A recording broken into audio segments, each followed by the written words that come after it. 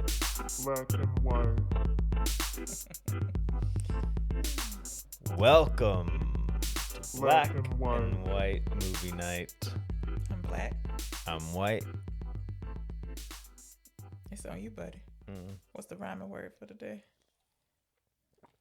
And it's almost midnight. No? Yeah, sure. Anyway, welcome to episode number 4. I'm Brittany, and that's Brendan. And this month, our theme is the first in the horror franchise, or the first movies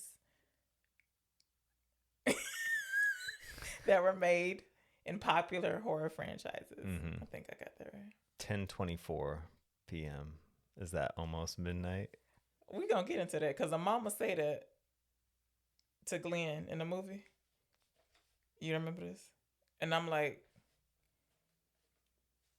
it must not be almost midnight because he go right back to sleep. Do you know what I mean? And he knew he had to be somewhere at midnight. So I'm thinking 10:30 is acceptable is what I'm trying to say. Okay. Although in a regular world, no, that's not close to midnight. I don't think they showed a confirmation of the time. They didn't. But the fact is, if it was actually close to midnight, he would not have went back to sleep. You know what I mean? Okay. So we're gonna get right No. into it. You wanna No. lay it out. You want to explain who Glenn is? You want to explain what movie we're doing? I already said. We're going through I didn't even say the movie. popular. Neither of us did. Yeah. Got names out of the way. Okay, go ahead. We're doing popular horror franchises because Brittany has an aversion to the horror genre in general. It's not a version. It's just some of them are silly. It's an aversion. You outright say often that you don't like being scared. You don't like horror. So aversion just means you don't like something? Yes, an aversion is It not sounds, wanting to be around it. It sounds Racist like a really... white people have an aversion. See, that's what I'm saying. Aversion sounds like a really strong... Racist. Aversion sounds like a really strong term for not like. Yes, you avoid them generally. You don't choose them of your own. I would like to go on record to say Freddy Krueger. Say what the movie is. It was about to be the next thing out of my mouth. Jesus fucking Christ. I am going to go on the record and say that I did not equate Freddy Krueger with A Nightmare on Elm Street, which is the movie we're watching. Oh, okay. From 1984. What movie did you associate Freddy Krueger with? He had movies called Freddy Krueger. I was terrified of Freddy Krueger. I do remember not that I had ever seen one all the way through. There's no way I could have. But in my mind, that's always been a super scary movie.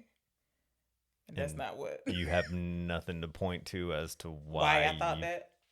No, I can't. You don't have memories of going to the video store when you were Oh, little and seeing the box or something? Maybe yes. I feel like that's what rings in my mind whenever I think That of must be movies it. that scared me as a kid. That's a Because there were good movies that assumption. Probably. I would have been too scared to even think of watching as a kid because looking at the box scared me just walking around. Okay. I'll go with it. Because I can't tell you why. There's no other Don't reason. just go with it. There's no other reason. You're You letting know I me wouldn't. put a memory in your head. I'm not letting you put a memory. You're making a suggestion as to why I might be fearful of him. I can't name anything else. I know I haven't seen any of the movies. But you remember having a clear image of him in your mind? Like, if when we first started this, you were like, okay, who's the scariest Could you draw him person? from memory? No. Could you describe him to a police sketch artist? I don't know how those sketch artists make such good pictures off of descriptions, but no. I would say Okay, he try has it some now. long I'm drawing now that you have seen Okay. A Nightmare on Elm Okay. Street. Describe Freddy Krueger. He's to a me. green, bald-headed man. A green? He ain't green? No. Oh, his blood green. His blood green. At times, yeah. Well, he ain't regular color because he burnt up. Is he red? He still look white? What color is he? Well, Great. you've seen burn victims before. You've seen burned up skin. So is he red? Yeah, he's like a burned white man. Oh, so he is white. I mean, And they I know show he's him white, when but they show his unburnt hand. oh, so one hand ain't burnt? I mean, they show when it starts with At the him very making the beginning. glove. Okay. Yeah. So I had questions about this. Okay. Okay, wait a minute. I feel like go ahead. You feel like what? No. Say your question. It was going to be about that. Okay. The opening scene. Now that I've watched the movie through, whose viewpoint is that? Him when he was alive, first making a glove? It's the dream. It's opening with the dream sequence. Okay, so that is still part of Tina's dream. Okay. Anyway. Yeah. That was it. I'll get more into it. Did It's just all the hands connected. didn't look burnt, but I think that was probably just from they didn't do makeup on the hands. They looked like regular hands to me. I can't remember his hand. So it opens with we don't You know. didn't let me who- finish my sketch. Okay, go ahead. But Go really, back that's to the all I sketch. got. And he got A green man. yeah, a green man. Apparently, he ain't even green. Now that you say, I don't even know what them fingernails made of. Razor, long, They just look thin, like knife blades. long, but they're curved. They're not curved. It's just my imagination, huh? I mean, the blade part looks straight, but yeah, it looks curved like big long. Yeah, I don't know claws. how tall he is in relation to me. He looks skinny. What color they say that sweater? Red and green. Mm-hmm. That's all I got. Can't find him off that information. Hat. Jesus Christ. Black hat. You did watch the movie. I can confirm that she watched it. Yeah. Nancy grabbed the hat. Black hat. Golly. He's not like he had it on all the time. Like I feel like we saw his head. I feel like I wish I could see what young Brittany Mm-hmm. thought was Freddy Krueger that scared you so bad because clearly you had no idea what he looked like. Don't know. After seeing the movie, do you still harbor that same level of fear? No, I can't believe I was so scared of it. Nothing about the movie made your hair stand on end? Stand on end. Okay, Like there were well- jump scares, but Okay. stand on end. Or nothing rooted into your subconscious that made you fearful to go to sleep No. afterwards? No, absolutely not.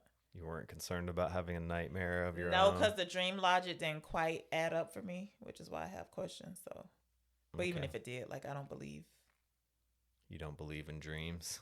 that a boogeyman with two O's can kill you while you're sleeping Mm-hmm. if he's only in your dreams. You know what I mean? What about a boogeyman with one O? No.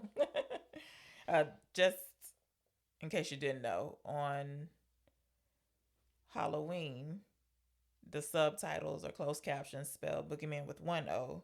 However, in this movie, the captions spell boogeyman with two O's. Anyway. What do you think that indicates about boogeyman? You think that means something, or you're just pointing out that the caption spelled it differently? Well, I think the last time we discussed it, you said you have seen it multiple places with one O. Yeah, I think that's the correct and original way of spelling it. I prefer this person who did these closed captions. It makes sense. Okay. It's probably AI, but You don't know that. All right, so directed and written by Wes Craven. mm-hmm. And you said you thought only knew one movie by him, which was Scream. He did Red Eye Oh yeah, which you hadn't seen until recently ish. How long ago was that? you saw Wes Craven's Red Eye before A Nightmare on Elm Street. And I don't think I finished this movie, and I don't know why I saw it. Maybe you had it on Vampire in Brooklyn. I've never seen it Why would I have been watching a little bit of this? because it's got Eddie Murphy and Angela Bassett in it. No, it's not like it would I'm have a. replayed on Comedy Central or BET. I don't or watch TV like that. But Streaming and back in the TCM. day. It's an older movie. It's I don't from know. like Anyway, 1994 or 5. I was just like, oh, this looks familiar. And just to further prove that I had no association with Freddy Krueger and Nightmare on Elm Street, our math teacher, what did she say? Geometry, trig, calculus. You made her a mixtape. Don't say a name that people gonna figure out where we live at. Jesus Anyway, Christ. bonus points on a quiz or a test was name as many Christmas movie titles as you can. And I specifically remember writing down, because I remember the boy she wrote back. I wrote down Christmas on Elm Street. Jesus. She was like, no, I don't think so. So that's how much of a non-association I had with Freddy Krueger and Elm Street. Also, do they ever show? So you don't recall even A Nightmare on Elm Street? You don't recall having heard that before? Yeah, I've heard the title clearly, but okay. I just put Elm Street in my Christmas bonus for the quiz. I knew something of Elm Street. Anyway. But I feel like that shows it wasn't Nightmare. You just knew Elm Street. Like it could have been in a Dr. Seuss book. Which is why I said there's no association between Freddy Krueger and Elm Street. Yeah, but never mind. All right, so this is 1984. Mm-hmm. 2 years before you were born. Yeah. Got you put my business out. What about it? What about it being 2 years before I was born? Nothing. You just being dumb. It's the third movie by Wes Craven, I think. Oh, we should. What? Do we want to rehash the battle from the end of the Friday the 13th episode? No, there's nothing to rehash. What do you mean? Because I got chewed out for Poltergeist being on the schedule to be the next movie. No, I got.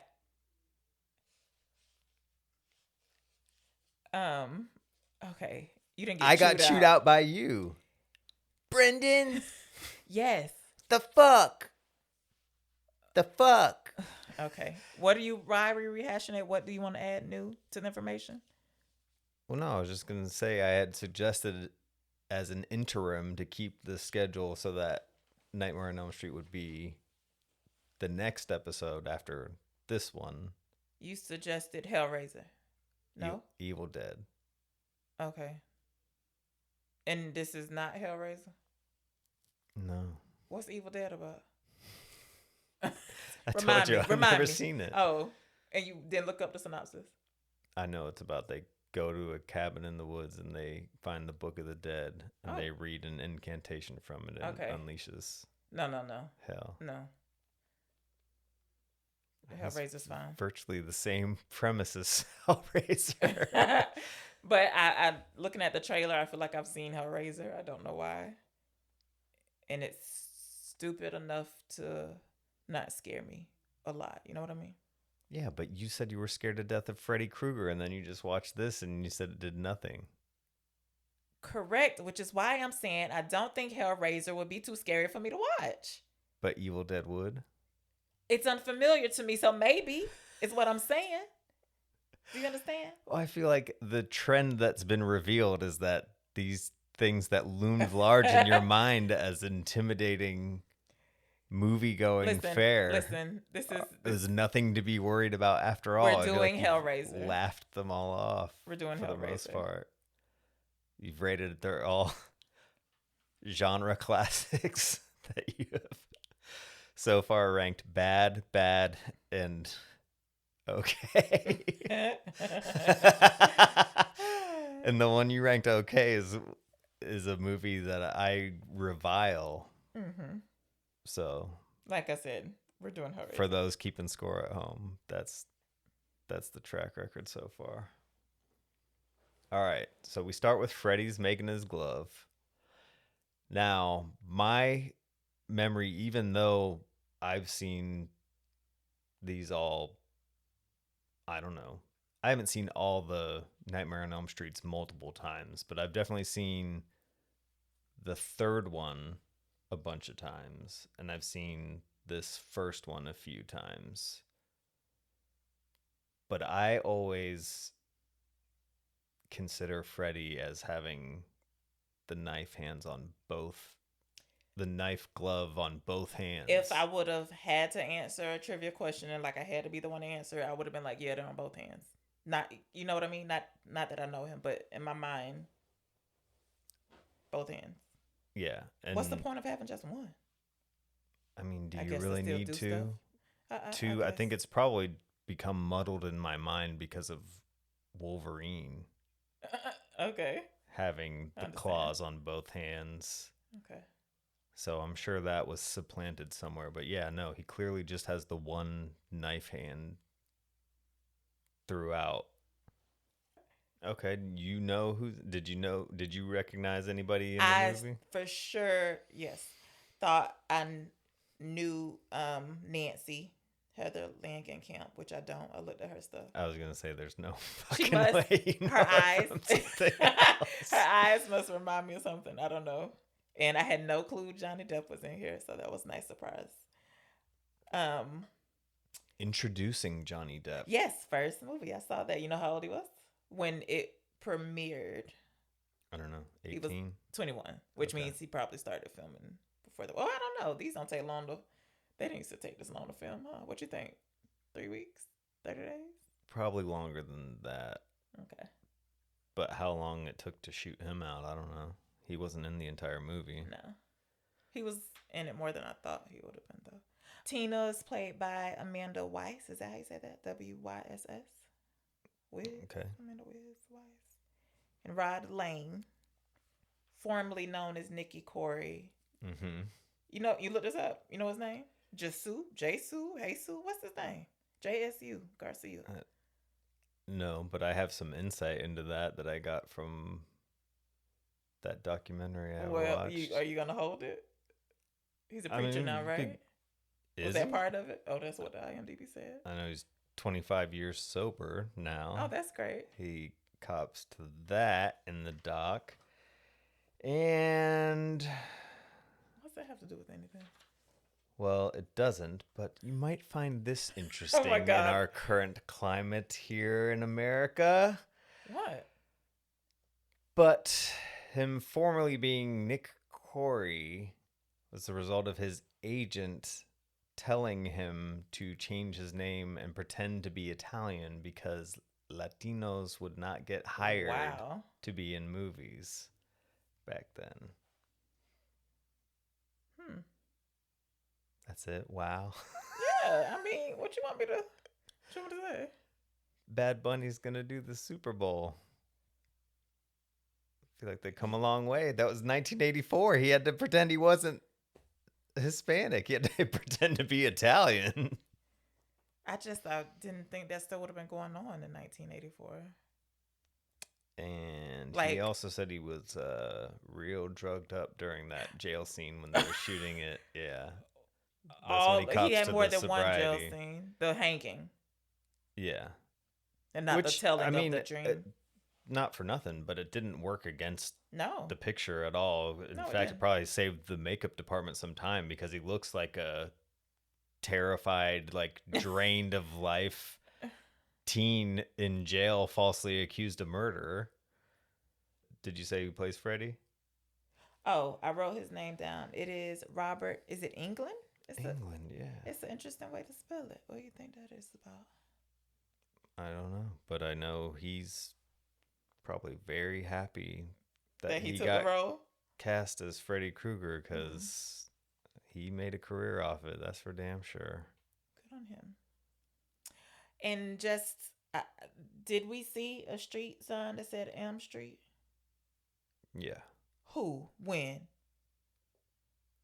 I can picture it in my mind unless Really? it's No just, way. I was so confused. Not confused, but I was like, okay, well, does Nancy live on Elm Street? Who was on Elm Street? Should I pepper in some of these fun facts that I learned now? Would they I mean, make it might as sense well. right now? Okay. I have a fun Wes fact, Craven. too. Okay. Oh, okay. what, his wife? Is this about what the fear of dreams are? The fear of Elm Street? What?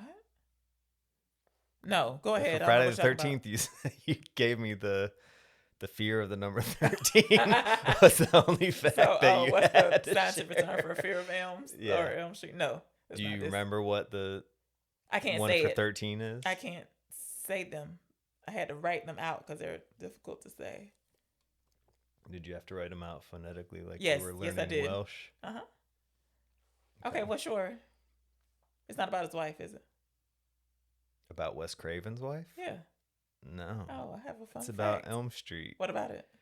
He called it Elm Street because he was a professor at a school in New York, and the main drag down where the campus was Elm Street. Did he have? He was a professor of ethics, I think. Okay. And Elm Street was also where Kennedy was shot. Oh yeah. Yeah. Interesting. Does he happen to explain why he chose the name Freddy Krueger? He does. I looked up what Krueger meant. Okay, go ahead. And I was like, "There's no connection for me." But what? I don't know if I wrote down Krueger, but Fred was the name of a boy who bullied him when he was a kid. So Okay. he just always had a negative association With with the name it Fred. as a name to be like fearful of or That's interesting. And against. So Fred or Freddy. okay. And he said nothing about the name Krueger. Mm-mm. Is that a name that's on everybody's tongue? If he did, I didn't write it down or it didn't register. I just assume sounds like German Gestapo. According to name. Ancestry.com, it's you know, I mean, Andy was burned up like a Holocaust burned in the oven. I don't know. it didn't say originate. Ancestry.com. Jesus Go ahead. Christ. Go. What's wrong with Ancestry.com? I didn't know that they had name history. I would have thought it was A place called Ancestry.com? You don't think you'd be able to look up your surname to see what it means? No, I don't know. I don't know what I thought it was. I thought it would be like genetic mapping or something. Okay. Like 21andMe. Is that what it's called? 23andMe. 23 chromosomes. Yeah. They're gone out of business, right? They got bought. They sold the data. Something. I don't know. Anyway, what I was gonna say, it doesn't say originated in or whatever. It just says South German, Jewish. It means maker or seller of stoneware, mugs, and jugs. And then North German and Jewish, it said innkeeper. I feel like I want to know why he chose Krueger. All your fun facts done? I'll save mine. No, I've got other ones, but Oh. those were pertinent to the fact that it was called Elm Street. Okay. And yeah. Okay, so like you said, it opens and we're watching a man make a claw hand. Mm-hmm. And I'm glad that became pretty clear what was going on because I was finna turn and ask you. I was like, what is this man doing? What is he making? What's he fiddling with? But that became apparent very quickly. Mm-hmm. But we don't get Tina running until after the titles or before? So it's showing the glove being made, and then we're exploring what appears to be The boiler room. like a wet. There's wet. Everything's wet. It's a boiler room. Yeah, but it's going through like a wet factory, is what it seems like. What's I a don't. wet I don't factory? feel like. Oh, you're just saying a factory that is wet. Yeah, wet. Things are dripping. And There's you don't steam think a boiler coming room? out. This sounds exactly like, I don't know what a boiler room is, but that sounds. But you could visually identify one. No, but when you boil stuff, it's steamy. It get wet. Okay. Condensation. That was Okay. okay. So what's the problem with it being wet if he in a boiler room? I'm not saying there's a problem with it being wet. It just you're going through wet. There's wet pipes everywhere. I feel like it's unclear what's going on. My mind didn't jump to boiler room. Mine I feel didn't like, either. Yeah. So why Until are the you... mom told us about the boiler room. Okay. Okay, so now that we know, we could go back and connect it. So Tina is the one of the main characters. Go ahead. Now we got a girl, Tina. We find out in a nightgown in this wet corridor. Yes. And then she's running through the wet factory. Oh, I had the credits seemed very handmade. It looked like They weren't on each a straight line. Yeah, Yeah. it looked like each letter had been cut out almost like I mean, they weren't. Not like a ransom letter. Yeah, not mismatched like that, but they looked like Slightly each one had askew, been yeah. handcrafted and I saw something that not and I was quite like, right. oh, is this for a young crowd? Which I think it is. We have Sort of. music from Charles Bernstein. I like the music. I feel like it's got a creepy lullaby Okay, well, I can kind never of. remember the music in the Dun, film dun, usually. dun, dun. They play the same one over and over?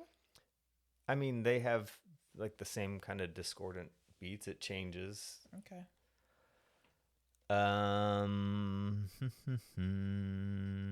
And then Tina gets scared awake.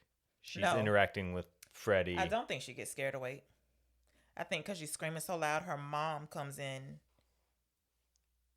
and maybe shouts her name, and that wakes her up. I wrote that down. I was like, why did she wake up?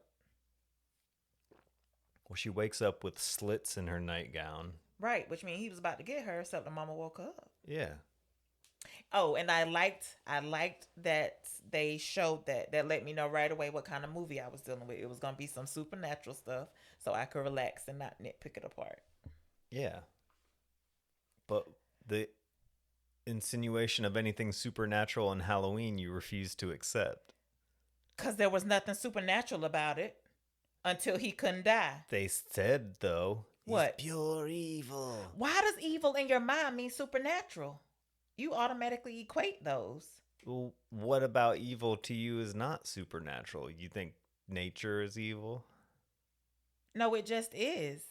I think some people in power can be evil, like or Cruella DeVille. Maybe she's evil. I don't know. I ain't seen 101 Dalmatians, but Cruella DeVille, I don't know why very they came into my real mind. person. But anyway, evil to me, I don't automatically jump to supernatural. Okay. That's all. But you would agree that supernatural things are often categorized as evil. I feel like the devil, like, literally has evil in it. I feel like Jesus and God are considered supernatural as well. Nobody thinks they're evil. But the idea of good and evil is very intertwined with that exactly supernatural stuff. Why do you jump to evil for supernatural instead of good? Is all I'm saying. You just sit here and admitted that both of them are intertwined with supernatural, but in your mind, you automatically go to evil when somebody says supernatural. I feel like it more readily lends itself to supernatural than to Okay, all I'm regular saying stuff. is I appreciated them letting me know right up front this was going to be on some bullshit. Name one other thing that's evil besides Cruella DeVille. What? Name one other person or thing? No thing is. What do you mean? No thing can be evil. So far, the only example of evil you give me is a made-up character. I'm saying it's people who do the evil stuff and they're not supernatural. Well, what's an evil thing to perpetrate? Fine. I don't really disastrous stuff. I don't know. Setting the house on fire with people in it. That's evil. That's How about evil? that? Yeah. Okay. Is that evil enough for you? What if he was helping the people inside commit insurance fraud and they wanted him to set the fire and they wanted plausible deniability by being in the house? Okay, so Tina wakes up with slits in her nightgown. We get the Freddy rhyme real early too. That happens. Where do you think that happens? It happens several times in the movie. Where do you first remember it happening? Why'd you bring it up right now? Because I have it in my notes. Yeah, but who's singing it? What's it say? It's the kids doing the jump rope. They're doing it like the nursery rhyme. 1, 2, Freddy's coming for you. Are we out of Tina's bedroom? Where are we? Because you skipped some things, or I wanted to say some Okay, stuff. okay, So what I'm asking is, where are you in the movie? When do we see kids? I remember seeing kids, but not It's not in this the early. dream sequence. So okay, so she does see them in the dream sequence. Yeah. In the boiler room? Because she don't get out of the boiler room. Are they in the background singing? While she's walking, maybe? Yeah, maybe. 7 and 8. Do you know what 7 and 8 is? Because I looked Gonna up the stay song. up late. What'd you say? Gonna stay up late. Okay, thank you. I thought it was something about late, Let's but go. what I looked up. All right. So did 1, 2, Freddy's coming for you. Going back through the rhyme.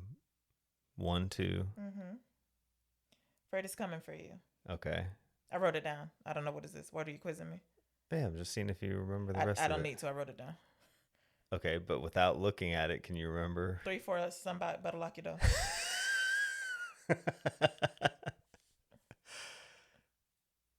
5, 6. Hold on. Yes, this is the question. This is what I'm gonna get to. Something about grabbing your crucifix. Something about it, or Yeah. just grab your crucifix Okay. is the line. I don't know. It could have said you should grab his crucifix. I don't know. 5, 6, get your crucifix. Get your. Okay. 7, 8, gonna stay up late. What? What comes after 7, 8? 9, 10. I wrote it down. I don't know. Freddy's gonna get you again. Never see. sleep again. Yeah.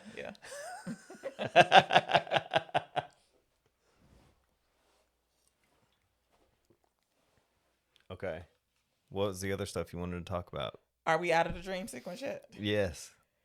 Whew. Okay. We can go back into it if you No, want. no, it's fine. Yeah. So the mom comes in, and I believe that's why Tina woke up. But I don't know, can't be a husband. Boyfriend was like, almost immediately, he's beside her saying, "You gonna come back, get in the sack?" She was like, "Just hold on." And she tells Tina, "You either gotta cut your nails or stop having that nightmare." Do you remember this? I Yeah. was like, what a weird thing to say after you see somebody clothes and got torn up. Yes, she's asserting that Tina scratched up her own nightgown, Yeah. having the bad dream. Yeah, but that's crazy. Not to her, it's not. She Okay. doesn't believe in supernatural evil, only the evil of not cutting your nails. Okay. All right, buddy. And yeah, I think it's definitely supposed to be a boyfriend. Yeah. He's being vulgar in Mhm. front of Tina. You don't get a good impression like there's a good situation going on at Tina's house. Seems like a more of a broken home, bad situation for her. All right, then we're at school the next day. Mm-hmm. She's walking with her. Going to school. Yes. Mm-hmm. She's walking with her friend Nancy. Nancy's boyfriend Glenn, who is Johnny Depp. Nancy is played by Heather Langenkamp. Easily mistakable for other people that you think you may have seen in your life. I should have wrote down who she reminded me of in the face, but I didn't. And she's telling them about the dream.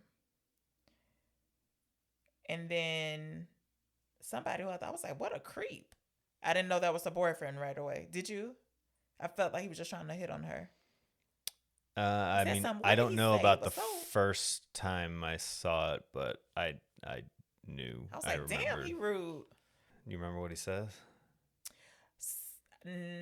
I don't know. I can't remember. But I she woke was up like, with a hard on with your name on it. and she was like, how? Disgusting, Rod. She said, how did all 4 letters fit on it?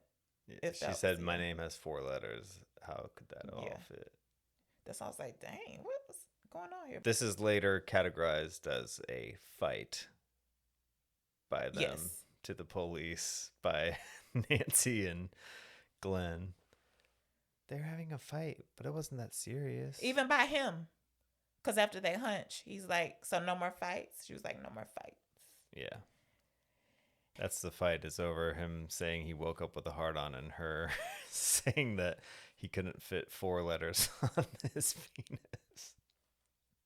So they don't reconcile right then. He drops out of the scene. Or does he run into, who goes into the door first, Glenn or him? Because somebody's asking, what was the dream about? And they don't answer her. It was him, the boyfriend, maybe. I don't know. Next time we see them, we are in Nancy's living room. And not Nancy, I'm sorry. We're in Tina's living room. And Nancy and Glenn are staying over because Nancy was really, Tina was really scared of her dream. Mm-hmm. Then we find out that Tina's mom is not there. Yeah, she's off for a business thing. I can't remember. No, I'm pretty sure it was something a little more dirtballish than that. But they didn't say. They said. Yeah, they said that they went to didn't sound Reno dirtballish. or something. Yeah. Yes, the idea is her mom and the boyfriend. I mean, they keep going. That's all I was going to say. Tina's supposed to be 15 years Yes. old. They're supposed to be 15 years old. Yes, I know, which was So- crazy to me. Nancy, great casting. She looks like a real teen. Okay. I don't know how old she's supposed to be. I'm assuming they're all supposed to Yeah. be 15 years old. So what's your problem? I'm saying Nancy looks passable. The ongoing joke is that it's always 20 somethings playing. So who are high you saying schoolers. does not look passable is what I'm asking. you. Tina, Okay. 15. Listen, that's not why I was shocked about the 15. So they're talking and they found out that Nancy and Tina had the same dream. They were describing a guy with knives as Knives for hands. Yeah. And then not soon after that, we hear a scraping. What do you want to call it? Scraping noise? Something happens before that, though. Glenn has to explain. To his mama where he at? That Yeah. ain't important. Who cares? You remember the big gag of him playing Yes, the I sound do. effects tape? And I thought it wasn't important, but go ahead. Please, he just He's lying to his mom about where he's staying. Go ahead. yeah, he's saying staying with his cousin And Barry. Mm-hmm. Yeah, They who stay live near out the by the airport. airport. So he brings a special effects cassette tape and he puts it in a boombox, and then he's taking the phone call. Oh, he's Or making he the phone call. making the phone call right by the boombox and starts playing the tape, which starts with the sound of a plane taking off or landing, and then quickly moves into other engines and gunshots and sirens. Yeah, and I guess the mom's asking what's going on the other line because he was like, I think it's an accident outside. Yeah, I'll call the police. Yeah, it's a And very goofball gag. Yeah. It doesn't land. Clearly didn't land with you. I didn't hear any laughter. I didn't laugh, but I was like, geez, Louise, you done. I don't know it's supposed to be funny. Excuse me, very cartoonish. I have a note that Johnny Depp's wardrobe, he was wearing, I mean, they're there at night for this sleepover. He's wearing a tucked in polo and a sweater vest. So, I don't know. why did he wouldn't have to leave his house in pajamas? Yeah, but I'm hard pressed to recall a time, especially in high school, when I would be at somebody's house with my shirt tucked in. You weren't around in 1984. I don't know. People still cared about how they dressed. Okay, then we hear A scraping sound, Mhm. which sounds like what the nails did in the dream, and he was scraping the nails. What are we calling them? Knives? Fingers? knife hand, Knife hand, which is what the knife hand sounds scissor like. hand. No, it's not a scissor. What the knife sounds like in the dream. So, Do you think that Edward Scissorhand, in a way, is kind of a ripoff of Freddy Krueger? no. Maybe that also creates the distortion of having it on both hands. Okay. Because I think it is a ripoff. I think it's a major ripoff. And We're not getting into Johnny this. Depp is Edward Scissorhands. Yes. Okay. I know. Is Edward Scissorhands evil? No. Okay. Is he supernatural? No. Yes. I don't know. I can't remember. I'm trying to think of the scenes that show the doctor working on him. Is he a dead boy? What is he? I don't know. I can't. We're not on that right now. We'll cover that next So October. they hear the noise. All three of them walk outside. And Glenn's brave because he keeps walking. The girls stay back a little bit and he keeps walking towards the noise. I was like, couldn't have been me. Would have just locked the door and not went out there. Then somebody tackles him and it's Rod. Mm-hmm. Tina's boyfriend. Mm-hmm. Do you know what kind of utensil or whatever that is he's using to make that noise? I couldn't figure out what it was. I think it was just a knife, maybe. It had like 3 prongs on it. Oh yeah, it was a Oh, gardening like tool. I was just finna say, never mind. It was Please a look short at you, hoe. little fake farmer over there. Anyway, this is what? something that's bothered you in other films. What? We got a mother's bed. I wrote it down to discuss this. Yeah. I was gonna say, what is up with everybody hunching in their parents' bed? I thought that's what had happened in Halloween when the friend Annie. Lindsay or Annie is Annie? Nope, it's Lindsay. Linda. Linda Lindsay and Bob. is the kid getting babysat All right, Linda and Bob. by Annie. Linda and Bob sound like they're heading up to the little girl's parents' bedroom to hunch. And what's crazy to this about this is the mom definitely was just hunching the night before in the bed. She probably didn't wash her sheets before she left. I know Nancy ain't gonna wash them before she die. It's just nastiness all around. Before she die. Yeah. Nancy. I'm sorry, Tina. Yes. Yeah, maybe. Don't say something get crazy. turned Just be on quiet. by I know you're gonna the say smell. something. Okay, Bob so or yeah, whoever Rod's her- like, we're gonna have the parents' bedroom, and No, he says, we got a mother's bed in his Italian, Californian voice. Tina is acting like she doesn't want to be left alone with him because she was like, Nancy and Glenn debate on whether or not to leave, and Tina pops back up the door. She's like, please don't leave me alone with him. But then the next scene is And Nancy's them saying, hunching. like, we're not here for ourselves. Yeah. And she's also giving strong indication to Glenn that they're not, Not having sex sleeping. tonight. Yeah, they're not having sex. They're not At even going to all, be probably. sleeping in Yeah. the same bed. correct. She sleeps in Tina's bed. We Uh-huh. know this because the crucifix is above her. We saw that when Tina woke up earlier with the cuts in her nightgown. Okay, I gotta remember this. It's for our upcoming scene, and then yeah. So I mean, we could just talk about it now. no, What's it's on top of coming. mind? Okay. I wrote it down. So Tina, Oh, Glenn says after Nancy offers us, he says, morality sucks. did you love that line or something? No, I just thought it was funny commentary. This also plays into the idea of the virtuous people are spared, but Does it though? as like the final girl, Okay. crucifix is on. No. The crucifix falls on Nancy's head. No. Yeah, that's when he says the morality sucks. He can hear the fucking noises. Yes, but I'm gonna say They're so either for 15-year-olds, they're very vocal, very amorous, very rambunctious. There is no hesitancy or anything to lead you to believe that they're that's their first time. new at, Correct. new at That's what I this was gonna at all. Okay, the sex noises. What else did you want to say? That's how you got down in high school?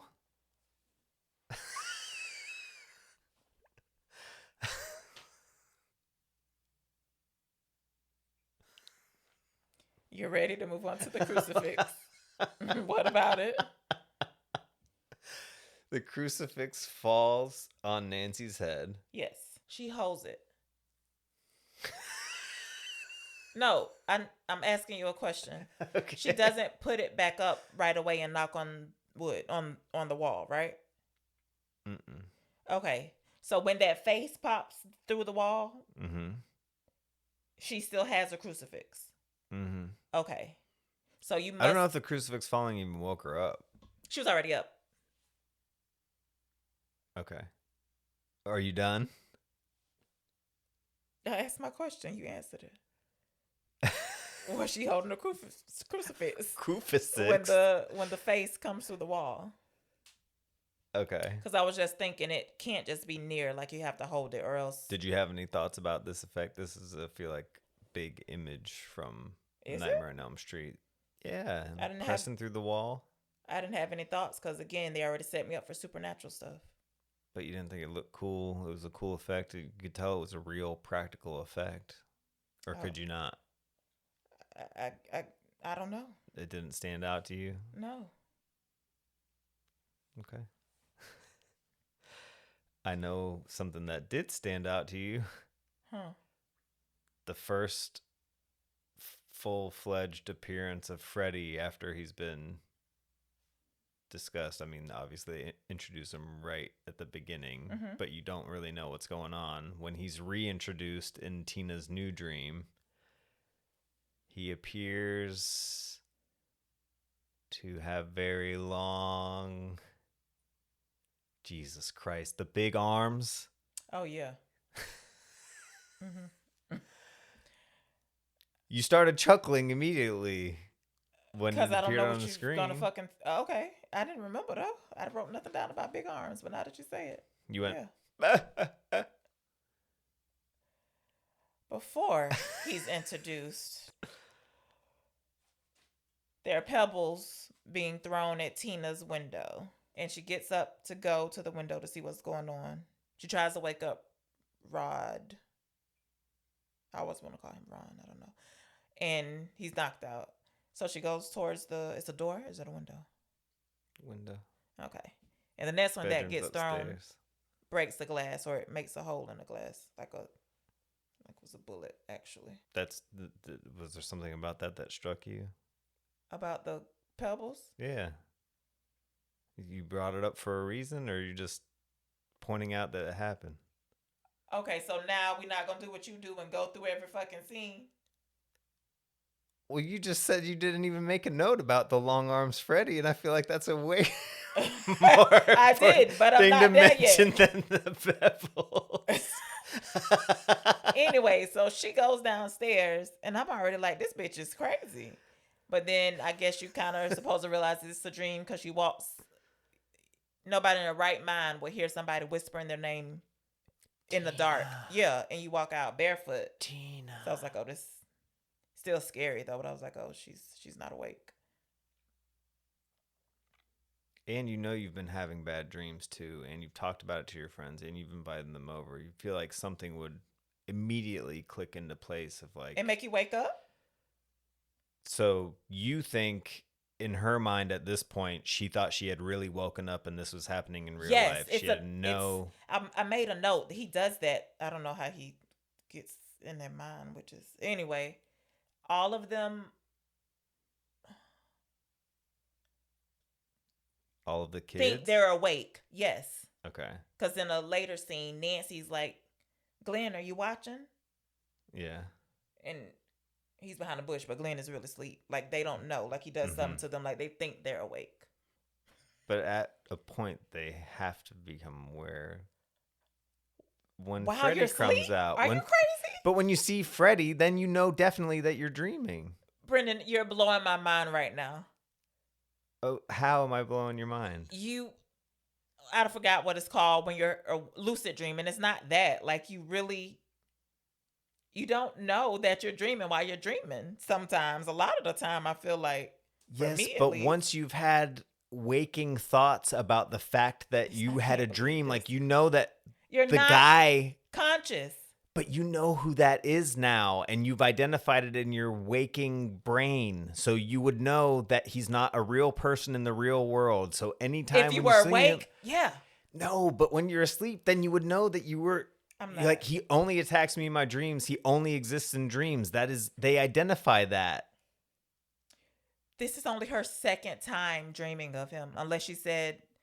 So if you were having a dream and a giant whale was your friend and you guys were holding hands in the park and it started talking to you, in your mind, you would be thinking, this is real. This is Not in my happening mind. in the dream. In my dream state, yes. When I woke up, clearly fake.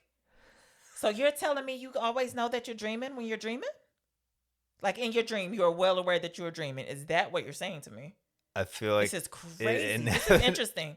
What? Yeah, I feel like the fact that it's a dream, I don't know. I feel like I have an awareness that that it's a dream and that it's not really No, I had a happening. dream one time my teeth fell out and I woke up fucking terrified. I feel like when it happens, I know that I'm dreaming. Like sometimes it'll startle me Wow. awake because No. you do feel like Mm-mm. the emotions of being in a dream, but I don't know. I feel like I have an awareness that I am dreaming. And have you ever had the experience of having a lucid dream or No. like Mm-mm. That I know that I'm exercised dreaming. any No. sort of control or abilities No. in your dreams? I looked into it. I was like, I'm not doing all this. I'm not interested in this. And to your mind, you've never had an instance where you were doing something extra, something supernatural, or like a No, I'm not able to do superpower of anything any special kind? in my in my dreams. I'm No. regular in my dreams. Other people don't exhibit any. No, I'm always in mundane situations. Well, I don't want to say mundane, but it's like stuff that could happen in real life. Mm-hmm. Pedestrian. Pedestrian. Yeah. Oh, yes, you're using that as an adjective. Okay, sure.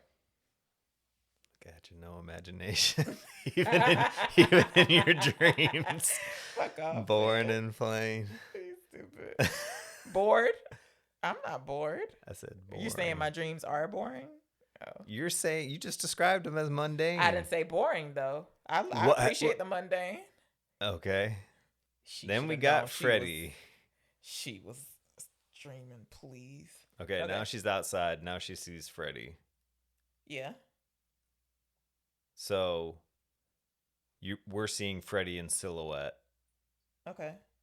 And this was something that Robert Englund talked about. And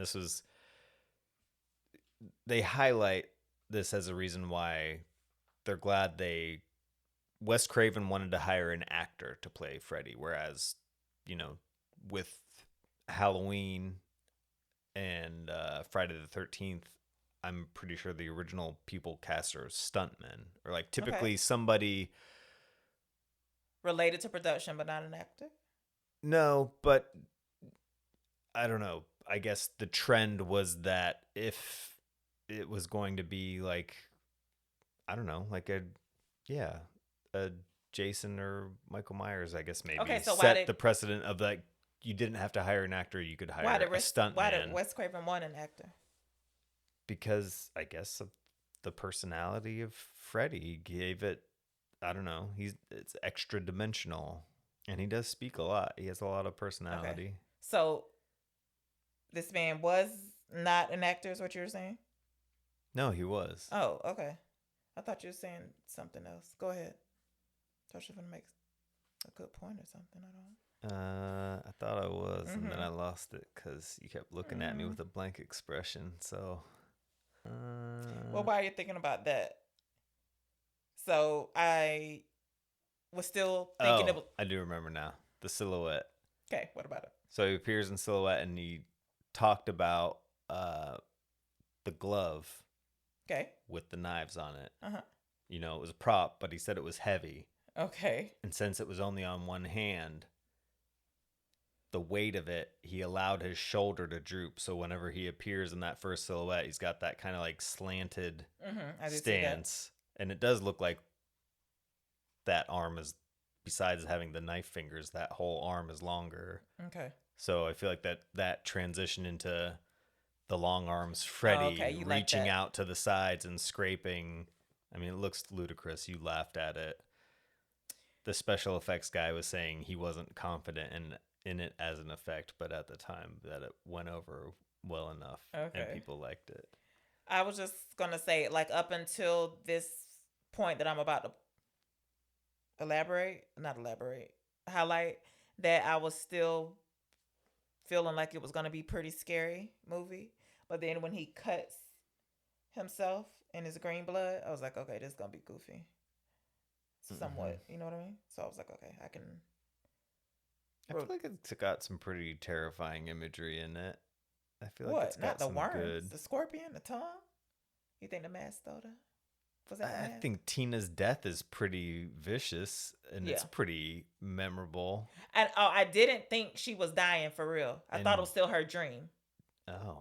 when that happened. Even when Rod pulled back the cover and she was by herself. So yeah, I was like, oh, she's just sleeping wild, like she's having a bad dream. So you like, have difficulty discerning whether somebody's dreaming, even if it's being depicted in a movie. But you do understand in their dream, it's like they aren't dreaming. So it's hard to tell when it's over. Because she tried to wake up Rod, but that was in her dream. Do you understand what I'm saying? Yes, but then when it comes back into, I feel like there was a clear... Back into reality part? Okay.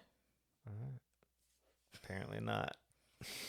And I was thinking, if the mom had heard Tina making all that noise the night before and she walked to her room, surely Nancy would have got there quicker than, because I feel like her death went on for quite a while. The door was locked. They couldn't get in. So they were trying to jiggle it open or something? Okay. Yeah. But did Rod try to open it too, or he was just in shock looking at her, screaming her name? Yeah. Okay. Alrighty. Okay. Do you want to describe the No, you need to do death? I don't know what to say. She got drug up the wall. I don't know. Yeah, please try to describe it. That's all I have. She got drug up the wall. She got drug up the wall, bleeding. Rod wakes up and Tina's freaking out and screaming under the covers. She's under the cover towards the bottom of the bed. He pulls back the covers. There's nothing there but her, and she's writhing around crazy. Yeah. He takes a step back, and then she floats up. What? I can't remember. No, she gets cut. Okay. And he sees the incisions manifest out of nowhere from Freddy's claw hand. Mm-hmm. And then she gets sent back against the wall, is sent up the wall to the ceiling. Yes. You know what that reminded me of? She's screaming like crazy and moving around the whole time. I know there's probably plenty. What other movie is that where somebody's crawling on the walls like that? It's really creepy. I mean, there's a ton. Tons of anyway. Them. Yeah. They did it in, I mean, I guess the movie wasn't new anymore, but Hereditary used it. Oh, I haven't seen it. As a pretty good effect. Okay, carry on. I was just like, oh, I wonder if that's the first time they had somebody, but I don't know, crawl the wall like that. Tina's sent up the wall to the ceiling. It's to my mind, an absolute knockout effect. It looked good. It looks unbelievable, especially for the fact that it was practical and done in camera. It was practical? Yeah, they built a huge rotating set. Really? So as it was going on, like he comes into the foreground as she's going up the wall, the entire set is rotating. They built it so that it could be moved by just a few people pushing on it. Neat. So they press it, and as it's rotating, the camera was fixed into place, so it would switch. The set's rotating, but now suddenly the camera is staying fixed, so the cameraman is upside down. Oh. And now she's on the ceiling, but it's the floor, but the camera is in that same position. I wish I could watch it slow motion. And she's going across the ceiling, and I mean, there's blood everywhere. It's pretty graphic, and they said they had to re-edit this scene because it was too graphic? Censors, yeah, so the blood is all over the bed, and then she falls from the ceiling. I mean, she's already dead before she falls, probably, but hits the blood hits the bed, and there's so much blood on the bed that it's splashed up. Oh, wow. And you can see the blood splash on Rod. I think they cut to Rod, and you see some of the blood splash on him. That's neat. Yeah. So they used the same set again later in the movie for Johnny Depp. Oh, okay. Yeah, oh, okay. We'll get into that later. Unless you want to talk about it now. No, we'll talk about when it comes. So Johnny and Nancy, Glenn and Nancy are outside. They can't get in. The door's locked. And then next thing you know, the police are there. This is where we find out Rod's gone. He's gone. We don't know this yet, but Rod is long gone. Yeah. Glenn and Nancy are being questioned. This is when we find out that her father is Lieutenant Donald Thompson. What you Why are you looking at me like that? What you want me to say? Oh, her mom and her dad are divorced? Police. Oh, okay. You was looking at me like, keep going, you're almost there. Lieutenant Dan. No, Donald. Donald. Is it Okay. Daniel? I thought I wrote down Donald. Did you recognize her daddy from anything? Yeah, I was supposed to get. Well, I like to say I thought I did. I searched his IMDb, and it said he had 2 uncredited roles in 2 movies I've seen back from 1954. But I absolutely know this man, but I couldn't find any credit that I knew him from. Did you find it? That you know him from? Yeah.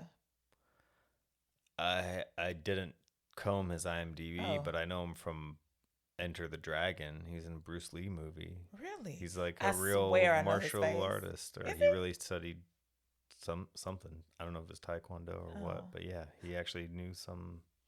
That was how he got cast. It's a movie about like.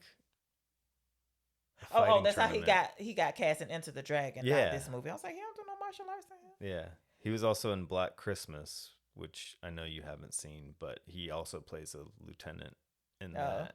Yeah. I do know his face. I know that. But the 2 movies were, one was A Star Is Born, the best one with Judy Garland, and the other one is It Should Happen to You with Judy Holliday and is it Jack Lemmon? Yeah. Okay. So then we're seeing the news story. This is where it's revealed that Tina is It's 15. 15. I was like, ooh. But yeah, but we're in, Nancy's house. yeah, it's morning time. Mhm. Maybe her mom's listening to it Yeah. because she hasn't come downstairs yet, but she's about to because she's going to school.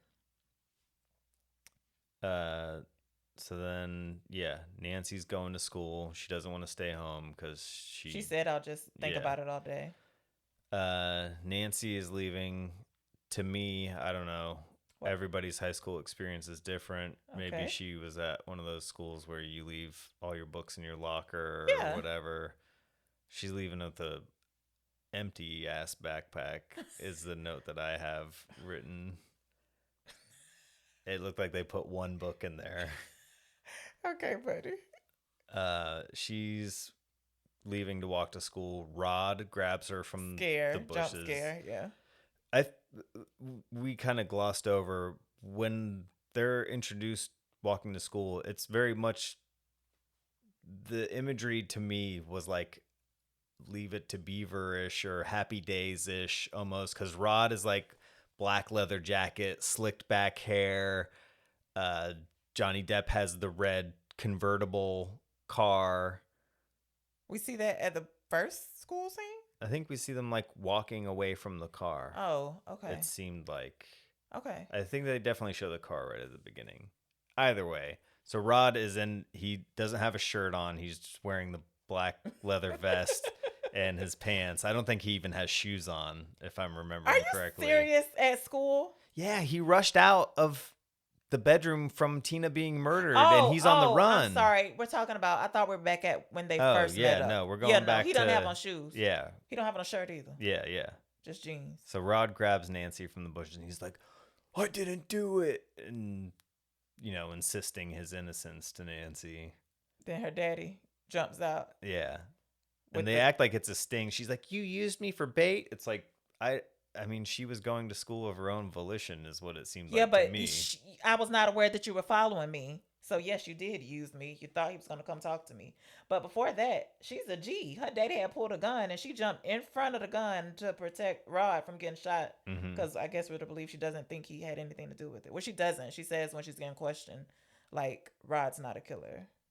They do a good job with Nancy. She has a refreshingly, like, What? active fighter. She doesn't play the damsel in No, distress kind of thing. She's Like, I can actively figure this working. out. Yeah, she's working against the problem the whole time. Yeah, absolutely. I mean, in the wrong ways at times, but eventually she's the only one trying to come up with ideas.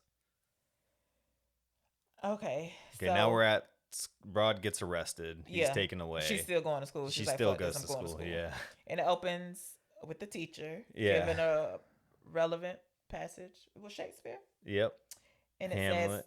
what is seen is not always real. Yes? Yeah. Okay. And of course, she gets sleepy. We're to imagine she hasn't went to sleep all night. Yeah. So she gets sleepy in class. And she's back with Freddie. And this is as the kid, there's one of the Yes. other students is reading the passage from Hamlet. His voice gets weird, right? He's saying, I don't know the exact line, but it's something like, I could encapsulate myself in a peanut shell and count myself the king of infinite space. And that's when it changes. And he says, were it not for bad dreams. Okay. I didn't know. I had stopped listening to him. Did you recognize the teacher from anything? Do I? She looked familiar. I was going to look her up, but then I didn't. I was like, tell me. You ever seen Kingpin? You've never seen No. Kingpin. I mean, she's in a lot of stuff, but maybe you've seen There's Something About Mary? Yes, but I don't remember anybody in particular. You don't remember the tan old lady with the dog? Nope. She's always kissing the dog? Nope. I feel like it's such a caricature, such a memorable. Anyways, I'm going to tell you, I don't think that I sought out There's Something About Mary, which means I probably didn't want to see it. Do you know what I mean? Mm-hmm. But anyway. So you probably just sat there with Right. your arms crossed, Yes. having a grand old time. Yeah. She's the sister of the producer. Do you know anything? You don't know anything about the behind the scenes of the importance of Freddy Krueger. The importance? What about the opening credits? Did you catch the production company? Have you heard of New Line Cinema? Oh, those are the ones.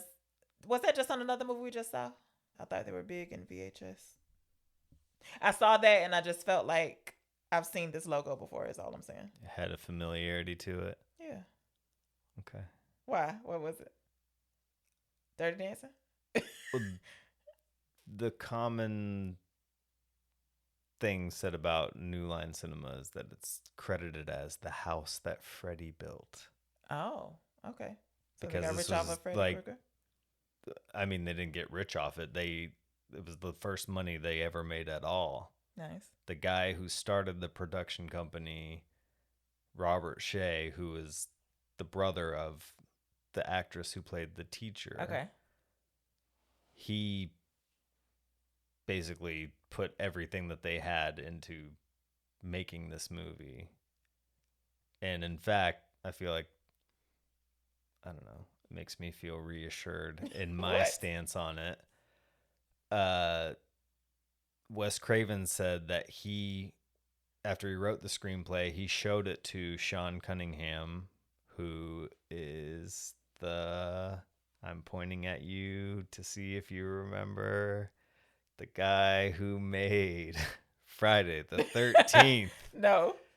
And he said it was a bad idea and told him that people wouldn't think it was scary because it was about dreams and those aren't real. Ooh, look at him trying to sabotage. He was jealous, trying to A sabotage. piece of shit. But he had a feeling that he went against what he said. Yeah.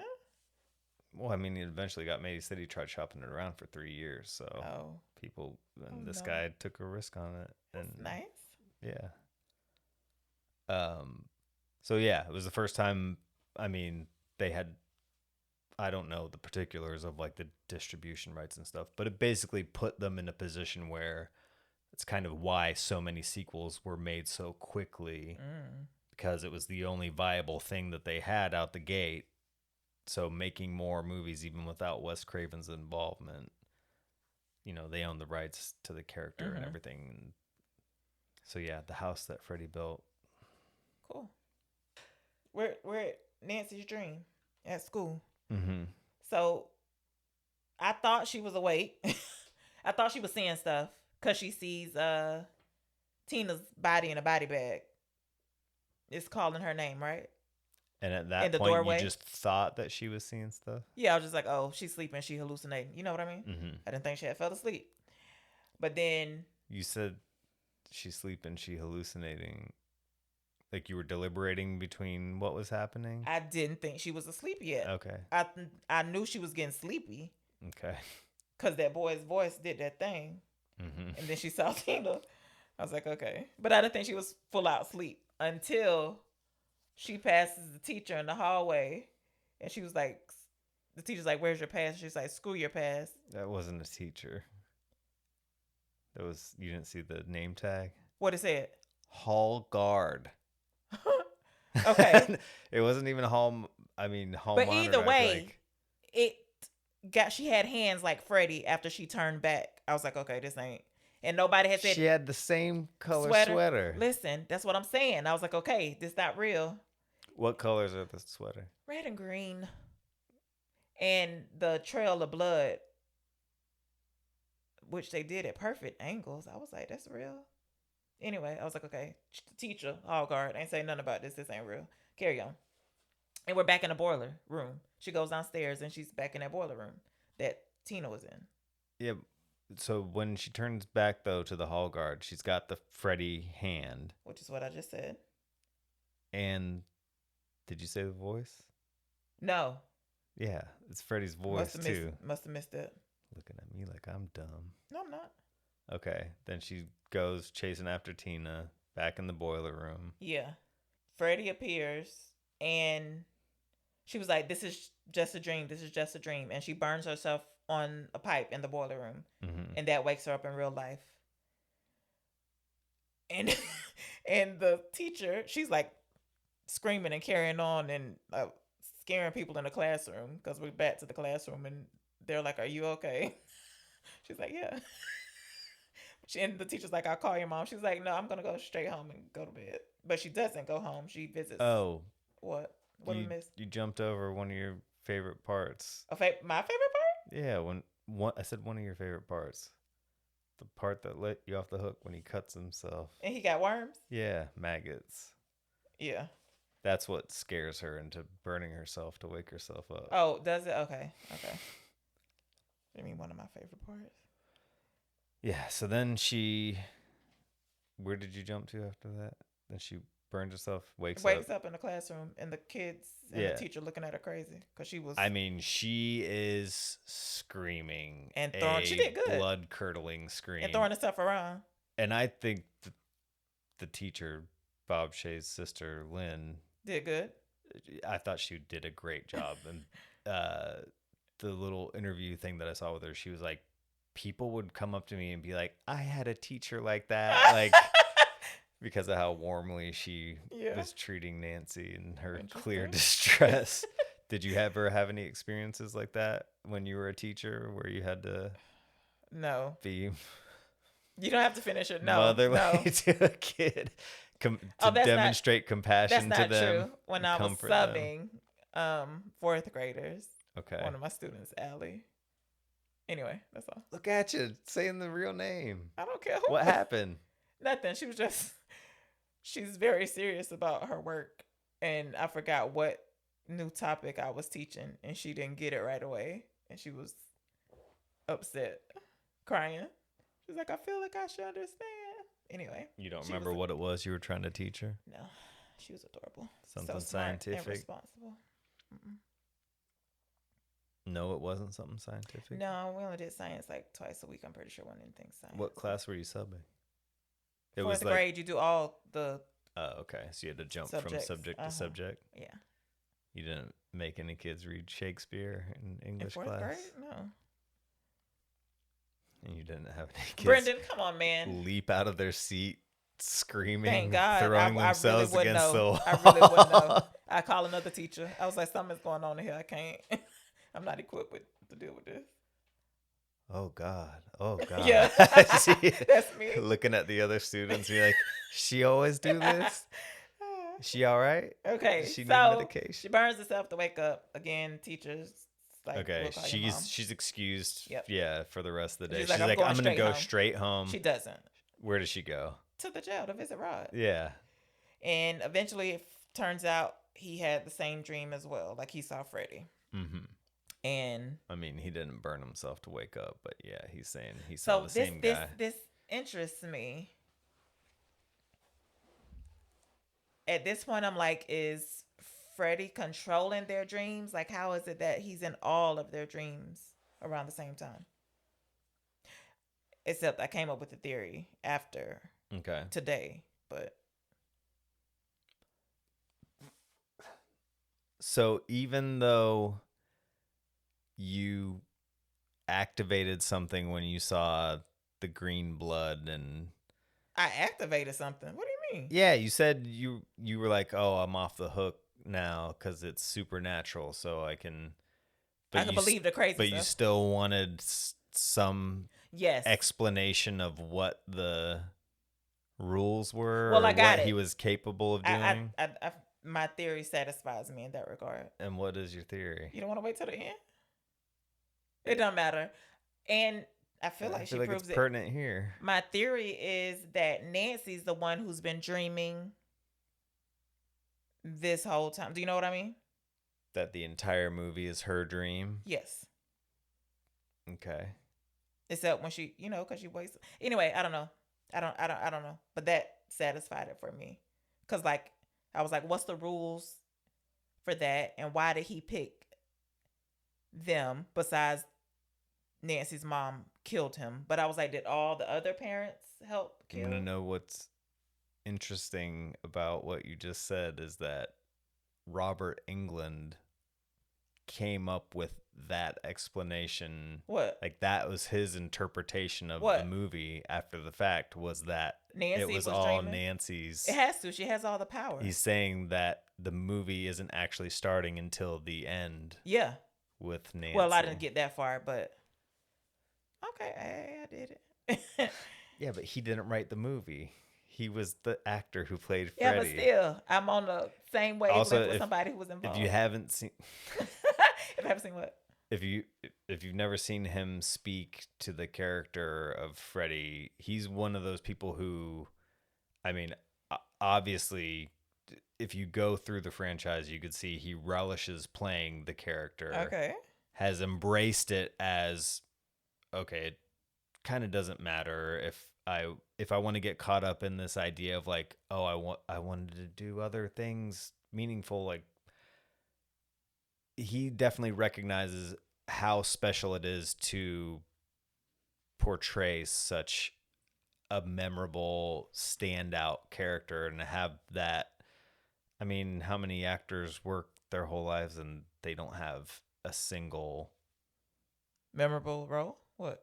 yeah, or just something that only they're associated with. Okay, I understand. Like What's- even Batman now has been portrayed by What's the Lord of the Rings man that be stooped over? Gollum. What's his name? Gollum. Yeah.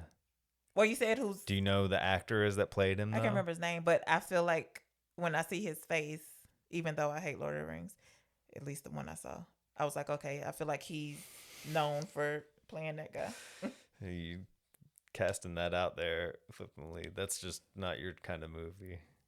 You're gonna open the door up for people to attack you for not liking Lord of the Rings. You mean I have opened it up? Yeah, just by saying that. I don't care. We can discuss. You know what? I hated it so much I don't even want to watch it to badly discuss it. Maybe the non-director's cut was much different, but my God, it was tough to get through. You know what's funny is that that was the next after decades of development. Well, not even decades, I guess 1984 up until the end of the 90s was whenever New Line basically took a huge risk and put all their money in on the Lord of the Rings movies and producing them for him to film all three of them back to back. And it paid off and then some. It basically, Are they still around? yeah. Oh. Have I seen anything recently? That's a good question. Oh, you know, look it I up. couldn't say. I should have looked it up. Yeah, you got all that business history. You didn't finish your thought. Oh, yeah. So Robert Englund. Yeah, he's the kind of actor who's embracing it, and what? What else? He's grateful that he is Freddy Krueger and Okay. have that strong association, but you can also tell that he has probably poured more thought into those movies than even like the biggest fanatics or the creators I mean, he has such ownership over the entirety of the franchise, not just from portraying, there's other people that they kind of rebel against that or are reluctant to embrace it or do it only for fiduciary reasons because they need payouts and that's all they have to capitalize on. But he's definitely like, He's proud of it. yeah, What you're saying. absolutely. Yeah. Okay. So that's interesting that Oh yeah. that was I'm your so takeaway. smart. What did you think? Did you have a theory that didn't cross your mind about how stuff is happening or why them? Yeah, no, because I can only say why Nancy, but well, and my introduction to Nightmare on Elm Street was seeing the third movie okay, and first some insight? because we had it on VHS for some reason. I think because we had a ton of Movie Quick movies. You know what Movie Quick was? It was another store, yeah. No, Kind of. In no rental store. What was it? Yeah, back in the days of video rentals, video VHS rentals to be more exact, there was a short period of time where 7-Eleven had video rental corners of the convenience stores. Uh-huh. So there would be a little section off to the side and they would have like wire racks and you could rent Movie Quick movies. Wow, I don't think I ever did that. Did you ever go to a video store that would just have like the generic clear plastic cases? Like they would just have the VHS in there bare. Because typically how a video rental store would work was it would be the box that the video cassette came in, whatever that packaging was, that would be on display so you could look at it. And yeah, but you have to take that up to the front, right? well, some there would be empty spots on the. Some of them were set up that way, but and I feel like more than one, and this was kind of the Blockbuster model, except Blockbuster had their own unique cases, the black with the Blockbuster logo in it, and it would just have it printed out on the side what the movie was. But it would have the box in front, and then there would be however many copies they had were stacked behind it. Okay. So if they had more than one copy, if there was one left, but if it was just the box, you would know that they were out until somebody returned it. Anyways, my dad worked for 7-Eleven. I don't know in what capacity or in what role. I don't know in what capacity. But it was during the period when they had these Movie Quick video rental corners. Okay. And when they stole one. Well, when they decided to discontinue having them anymore, they just liquidated all that stuff, I guess. I don't know if they sold it in bulk off or either way. The result was he would come home with boxes of these things, but it wouldn't have the outer box, which as a kid that helps you know what the movie's about. It plays a very important role in selecting or even wanting to watch the movies. But we had a ton of these that were just unmarked in the blank or the clear plastic cases, and all you'd have to go off was the sticker. Okay. So the sticker said Nightmare on Elm Street 3 Dream Warriors. And he had never heard of it before that. I did know even as a kid that Nightmare on Elm Street was Freddy. Okay. And that I was afraid of that. And also, I feel like even then, it made sense to me to not watch the third movie if I hadn't seen But then eventually I guess I must have caved because I for sure saw that one when I was probably too young to have been watching it. It definitely made a big impression on me. And also I probably overall prefer it in a way. There are sequences in this one that are just the first one or the third one? Inarguable. The third one. What do you mean inarguable? Like really good? What do you mean inarguable? I'm saying in this one, in the first one, the first movie, Johnny Depp's death, Tina's death, the Freddy coming through the wall, all the initial instances of Freddy. I mean, he's such a memorable looking character. I mean, no wonder it was successful and they made so many sequels. But the third one is kind of the more populist way of thinking of Freddy now. Like the revisionist memory of how Freddy is like the wisecrack, which there are elements of that. Does he? he starts talking shit? in this first one, but Not a lot. it develops if he more, says he talks shit. and it kind of has a lot of the big signature moments I feel like are derived from the third movie. I can't name any big signature moments. Tell me a line. Well, so you've seen, though, they do like the Freddy-ish portrayal in Rick and Morty. They did something like that, and I feel like that created this little resurgence. I don't know if I saw that Whether it episode. was I gotta go back to directly from people, I don't know. I feel like it came circular back into the zeitgeist in some way, where everybody for some reason thinks of Freddy Krueger as saying bitch at the end of stuff. Really? Like do this, bitch. Everybody Okay. who is jokingly doing a parody of Freddy Krueger. Okay. And that is, I feel like, because of the third movie. Okay. There's a very memorable way he kills a girl who's obsessively watching TV, and he comes out of the TV, which is up on the wall.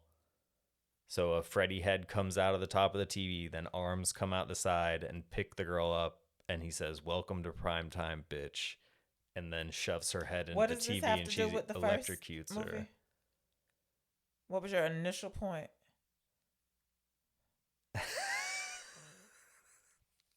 You don't know, do you? You disrupted my train of thought. You've been way off tangent a long time. Not way off, but Yeah, well, help me back to it. You're supposed to be part of this conversation too. Look at you, zapped out of your mind over there. About to fall asleep. No, I'm not. About to dream of Freddy. Anyway, the last thing I remember us talking about was she went to see Rod in jail and learned that they had the same dream.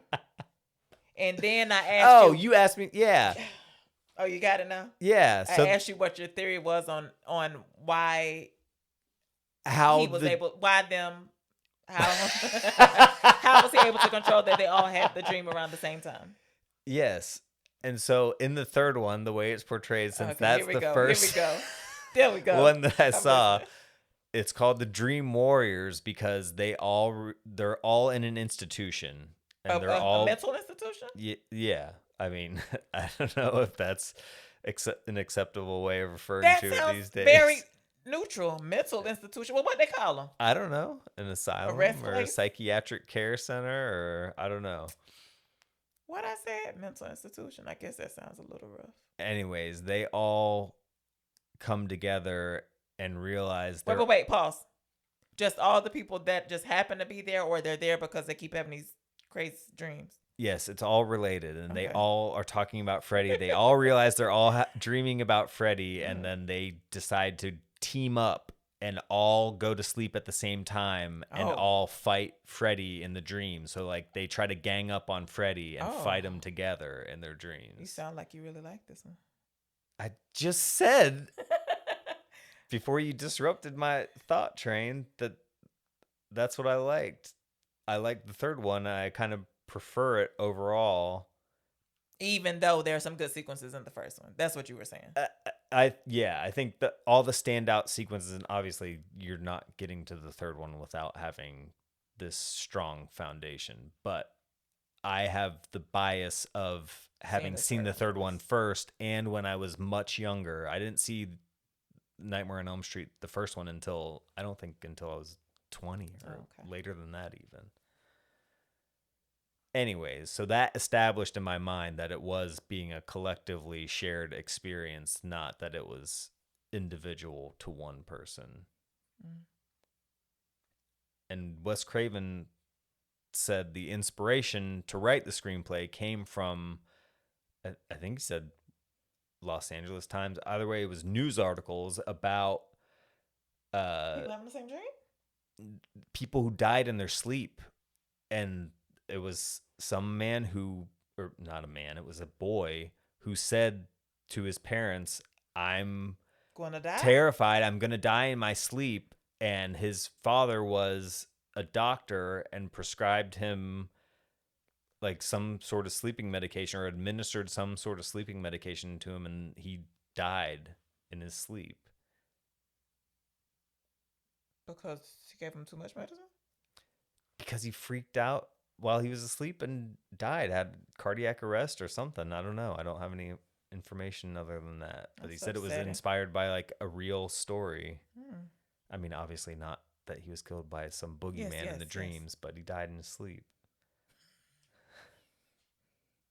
Okay. So she goes home and she's in the tub. Mm-hmm. You like this part. Did I? This is another standout. I liked it. I mean, you remember it. Yeah, because she denied being sleepy. I was like, bitch, what are you talking about? You weren't sleepy. Anyway, so she's dozing off and his hand is... She's in a bubble bath. Mm-hmm. Oh, she's singing. Oh, you think it's a soundtrack? It's her mouth moving. She's singing a Freddie song. 1, 2. Was she? Oh. Yeah. Which is why I was like, if she know the song, why this bitch don't carry around a crucifix? Do you think the crucifix is effective in warding off Freddy? Yeah, the first time. That's why he didn't come all the way through the wall. She was holding the crucifix. You know what I'm talking about? Yeah, but do you know that that's why? No. But why would they say grab a crucifix if it don't do shit for you? Who are those little girls? Are they the People that got killed by him. rulers? Are you He sure? killed 20 kids. You know what? I don't even know. Why is it a song like London Bridge? Like, why they know the song? Everybody in the world. So here's something about that little nursery rhyme thing. 1, 2, buckle my shoe. How does that go? I don't know. 1, 2, buckle my shoe. 3, 4, Shut the door. 5, 6. I thought it was pick up sticks. Yeah. 7, 8. Gonna Lay lay them them straight. straight. 9, 9, 10. 10. A big fat hand? Okay, what about it? That don't make no sense. What's that about? A big fat hand, pick up sticks. Shut the door. What we been singing? That's real interesting. What do you think that is about? You think the probably Freddy something one's better? sinister. At least it makes sense. Yeah. Scary. Okay, well, why did you bring that up? Yep. Why do you take the nursery rhyme as So like, serious? Yeah. Why do you take it as like rules, especially since it's kids that are singing it? They're jumping This is rope. my thing. Never mind. And I Some feel like kids survived they just had friends who got killed by Freddy and they just made up this nursery rhyme. yeah, I feel like it's like urban Kids legend. use the word crucifix. Yeah, why is that? Come on, man. Crucifix is a commonly, I feel like especially in America, Christian is if it's not the predominant religion, it for sure was once upon a time. All right. So crucifix means nothing, but we don't know that it means nothing. Should you Surely explain it to the means listeners something. what a crucifix is I don't in know. case I they thought it was don't a know? cross. Jesus crossed the cross. Jesus crossed the Anger crossed cross. Hey man, could you get those papers under control? You're I feel grabbing them like every if it 30 wasn't a seconds. thing, it wouldn't be in the movie. You know what I mean? Like there's a Okay. reason that got put in. The crucifix falling off the wall, her holding it, him not being able to come through the wall. Here's Why that doesn't make sense. I'm listening. Oh, no, go ahead. I take your point, but I feel like it is in no way explicitly established. No. It's not like in a vampire movie, like they hold up the crucifix and they're like, and they hold their hands up like, I it's feel like you causing should me buy pain. into this since evil is supernatural for you and it works on a vampire. Yes, but they don't show Freddy cringing at a crucifix. You can't Or get her. Is cringing the right word? What is Recoiling. that? Recoiling. Okay, how about this? Since you said that. Flinching. Yeah. Why would he... Now listen, this is something else I didn't think about. Besides, it's up my theory now supports that it had to be Nancy dreaming. Why would he go after Tina first? Because she was the most susceptible. Why do you think that? Broken home, the most scared. Nancy's from a broken home. Her mom's a drunk. You don't think that there's, so this is another thing that just kind of comes out more as the films explore the Freddy mythology deeper, but they say he murdered 20 kids. Right. Well, The mom says that. Do you pick up any subtext of? Do you think he was just picking up kids and killing them? You don't think there's an insinuation that he was a child molester too?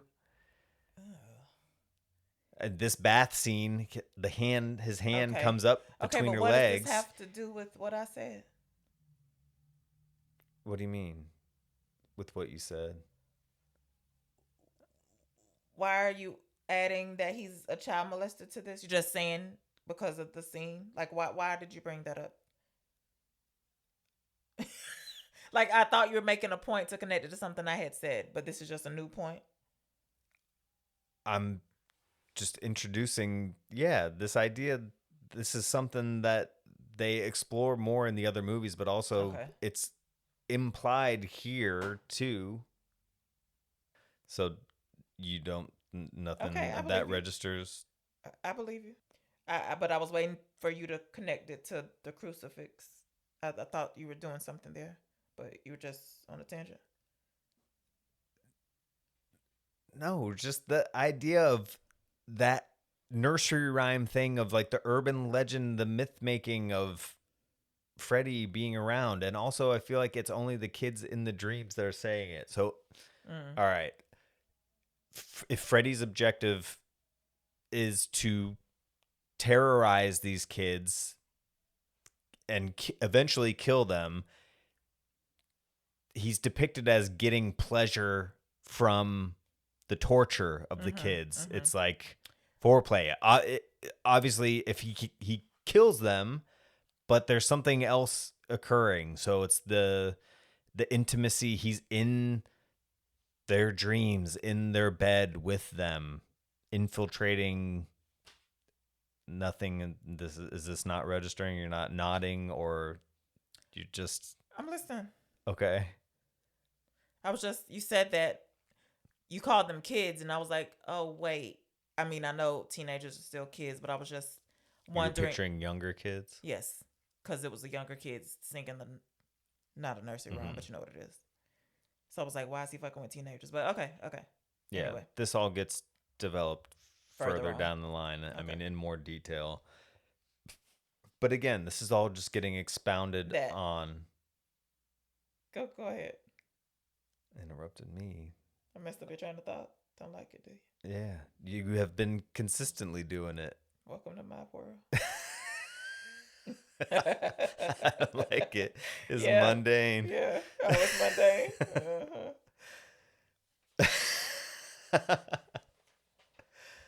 All right. So she's slipping, falling asleep, not slipping. Although she is yelling out for her mom once she realizes, I don't know, that she's dreaming. I don't know, because the mom. She's got a seashell pillow. You were amazed by this. Yeah, it looked like it was made for you to like be real in the low in the bathtub. water. Yeah, but like real low in the water. You know what I mean? In my experience with those types of bath pillows, they have little suction cups on the back so you can position them So hers wherever. is down too low? Like, why would she be down She that low? placed it there. I mean, duh, it's... Freddie, she heard it. She heard it in her dream as well. That's why she knows the tune. Mm-hmm. Okay, that makes sense to me. So she's falling asleep, but her mom knocks on the door, and she's like, don't fall asleep in there. Plenty of people die that way. She says hundreds of people die every year. Okay. This way. This bothered you? I mean, it's a made-up statistic, first of all. Maybe bathtub drownings were more common in the 80s. They probably were, but I doubt hundreds of people were statistically drowning in bathtubs every year in 1984. Anyway, so that wakes her up. And then she was like, I wasn't falling asleep. I'm like, bitch, yes, you was. It wakes her up. We, as the audience, see Freddy's hand coming up through the bath water, the knife hand coming up between her legs, and then she's woken up by the mom with this statistic. Yes. Okay. Out of the bath, she opens the door. She falls back asleep first. Okay. Because this time she really does start screaming, and the mom's trying to get in. Do you remember this? Am I making this up? No. Okay. She wakes back up and she lies and says, "I just slipped. I'm fine." So I was wondering, was she lying or did she just not remember what went Yes, on she was lying. because she doesn't want to alarm anybody yet? She knows her mom's drinking a lot. Okay, so then she gets some pills, She's awake trying pills. she's trying to assuage any fears or worries people are pointing towards her. Towards her. She doesn't want people to worry about her. She kind of wants to be, I don't know. Then she goes into her room. This is where, or no, before she leaves the bathroom, even Awake. caffeine pills Mm-hmm. out the wall or out the, what's it called? Medicine cabinet. Vanity mirror, medicine cabinet. She goes to her room. There's a, Mm-hmm. or does he? No, the window's open and he just pops in, right? Or does he knock? Doesn't matter. Oh, you got a big laugh out of What? oh God, I look 20 years old. Yeah, because she hadn't been asleep. I thought it was funny. Yeah, it was an Like- especially good line because of it's usually 20-something-year-old actors portraying Well, high school I kids. was laughing because like And she did. 20-year-old is young. Well, yeah. Anyway. She had a bump on her forehead. You pointed out. I felt like that lent credence to the high school appearance. I thought she had got it in one of her fights with Freddie because I feel like I didn't see it before then. So this is where the watch guard proposition is requested of Johnny Depp. Yeah. But she doesn't explain all the way, right? She's just like, I want you to help me catch somebody. Well, I don't remember. She says, I need you to stand guard. I need you to watch over me. And she says, it's not what you think it is, though. She's basically asking him if she exhibits signs of distress that he should wake her up. Yes. So that is how he's standing guard. He's supposed to be keeping her safe from Freddy if she starts getting attacked in her dream. And then the next thing we see, she's walking outside barefoot. So I'm like, okay, this ain't good. And she's like, Glenn, are you still there? I was like, okay, maybe she is awake. And he jumps out from behind the tree. He was like, yeah, I'm watching. Not, are you awake? Are you there? He was like, yeah, I'm watching. So anyway, carry on, because I get a little. So this clues us into the fact that she is dreaming. Mm-hmm. She goes to the jail. Yes, and she can see down into Rod's room for some reason. Yeah. It's like an old setup. I feel like it would be a jail that you'll find in the Wild West before it was a real jail or something. She's looking through the window. She can see into the jail cell, and then she sees Freddy come in. He disapparates. What the hell is the word? He goes through the bars. Yes, he walks like through a ghost. Yes. And then And Rod is asleep. Yeah, and then she sees Tina in the body bag again. She's in like a state of decomposition. But this is where we she? get the I Scorpion. don't know. She like looks and it's a millipede. Oh, okay. Yeah, okay. They resemble scorpions in Dream World. And then she turns into a pile of eels or snakes or something. A wet pile of something. Yeah. Slithery. And then she freaks out. She thinks Rod's getting killed by Freddy. She starts running home. She runs in the front door. She starts going up the stairs. Her stairs again. They're going through the stairs. Like they're not solid. I wrote down sticky stairs. Okay. I like that. Wes Craven What? said, well, the producer Robert Shea said this was his idea. Like this was his big contribution. He's like he didn't insist that it was in the movie, but he really wanted it to be in the movie. Wes Craven was grateful that the guy believed in him, was giving him the opportunity. He knew how much he was putting on the line to produce the movie. So he acquiesced to including it, even though he didn't like the idea. Yeah. Okay. He said he even let him direct the scene. I'm putting direct in air quotes, Mhm. but let him call action and everything. And yeah, I mean, it's a neat enough effect. It's fine. I wasn't I mean, you expecting it. remember it, yeah. But Bob Shea, the producer, he was saying that happened in his dreams, and that's why he so strongly wanted to include it Yeah, in y'all Nightmare on people be Elm having Street. terrifying dreams. Jeez. About the stairs being sticky. You can't get out. She was like on the, I don't know. Could have got sucked into him. Alarm goes off, yes? Oh yeah, she had set a Thank God she did. old school with the bells on top alarm clock. Because Glenn ass had definitely fell asleep. It was probably designed by Mr. Bannister. He's imitating a character from the Gilded Age who invented a good working alarm clock. The very first alarm clock. No, apparently the best working up until that point. Remember, sometimes the gears would get stuck because congealed oil and it wouldn't go off on time. Mm-hmm.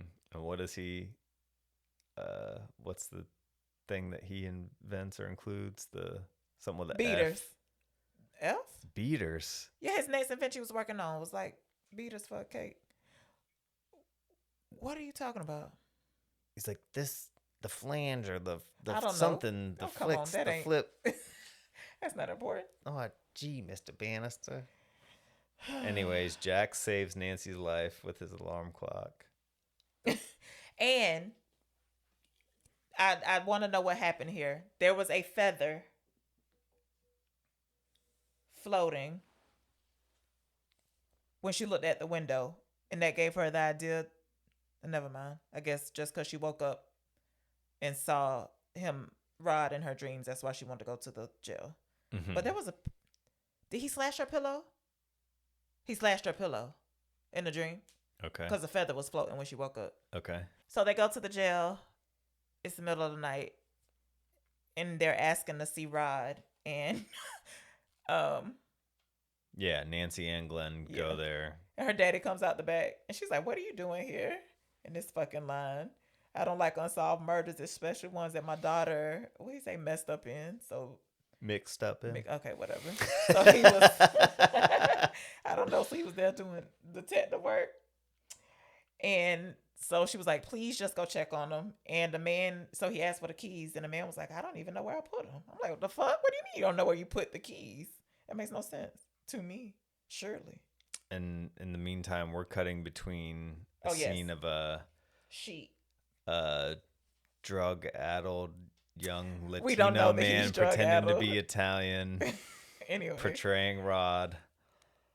He's asleep and the sheet is getting pulled, right? It's twisting itself around his neck. Mm-hmm. This is another old school practical effect. They just reversed the footage. They had it tied and then undid it. Yeah. Okay.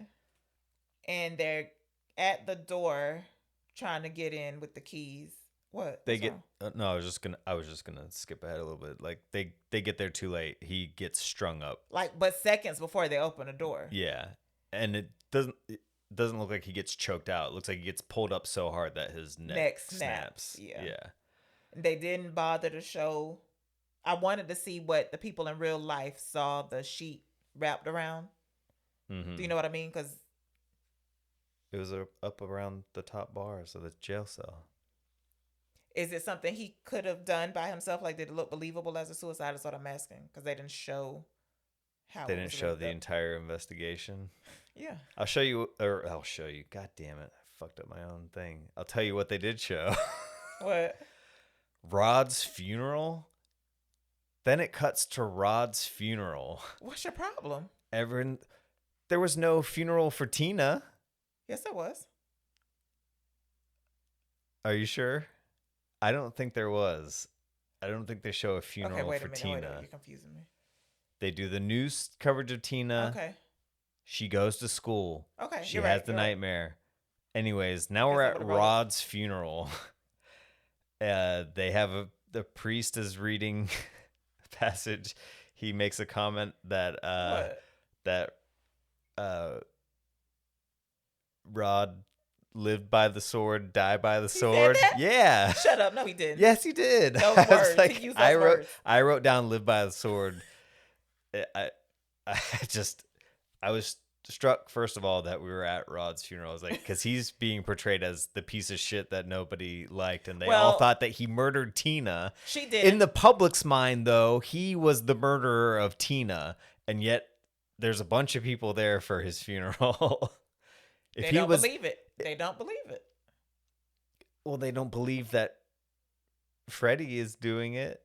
I mean, I guess they're not outright like on the news grabbing the microphone away and being like, They don't know "It about was Freddie. Nobody knows about Freddie. It was a man in our dreams." She hadn't said it yet. But I guess I tuned that out. Him saying live by the sword, die by the sword. Sword. I keep Yeah. saying sword. Okay, so then Nancy is describing Freddie to her dad. And her mom. They're getting in the Yeah, car. mom is there, but she's describing to her dad. Yes. Explaining that Because she's like, I know Rod who's doing didn't it. kill. Yeah. Then the mom and dad have a. They exchange a look. Yeah. So do we think that the dad knows about the murder? Yes, absolutely. Did he help? Or is that why they split up? I think that it was. Yeah, both. Which one? He I helped think and it's they split up? both. Okay. Have we showed the mom drinking yet? Next, it's when they come back to the kitchen. Yeah, it after the escalates pretty sleep fast. study. Okay, so she was like, "I'm going to get her some help." Mm-hmm. Yeah, they have an exchange. I mean, it's not like pleasant. It's not like take care of my daughter or something like that. It's combative. I feel like I remember it being that way. Maybe I'm wrong. Whatever. But yes, she's like, I'm getting our daughter some help. And we're at a place that does a sleep study, right? Is that what it is?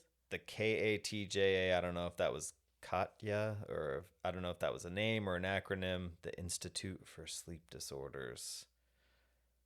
Then we get Nancy being talked into what's going to happen. They're going to give her a sedative. She's going to go to sleep. They're putting monitors on her brain. Who? Do you know who that was putting monitors on her brain? The nurse? Which is Wes Craven's wife at the time. Oh yeah, I got some trivia for you. What was her name? Did you write that down? Mimi. I didn't write it down, but I remember Mimi Craven. They got divorced in 1987 though. Oh.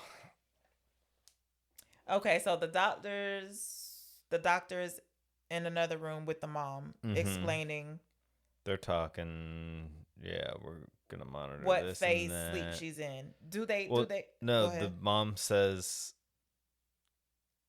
"Dreams. What the hell are they, anyways?" And he was like, "We really don't know." He said, I wrote down one piece of what dialogue that he said was, "Incredible body hocus pocus." Did he? Yeah. Incredible body hocus pocus.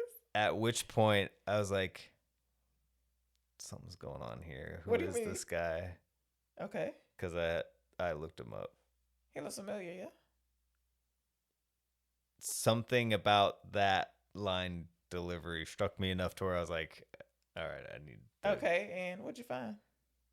He's a pretty famous guy. I can't picture his face. Charles Fleischer. Does that mean anything to you? No. It probably won't. It's not going to mean anything to you even after I say, because you haven't seen this movie, to my knowledge, and you refuse to watch it for some reason. He's Roger Rabbit. Oh, yeah?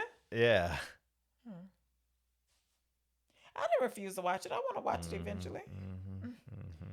My auntie Glow had that on VHS. I never finished it, though. Lieutenant Daniel Thompson. No, it's Donald. Oh. You put the wrong name in my head.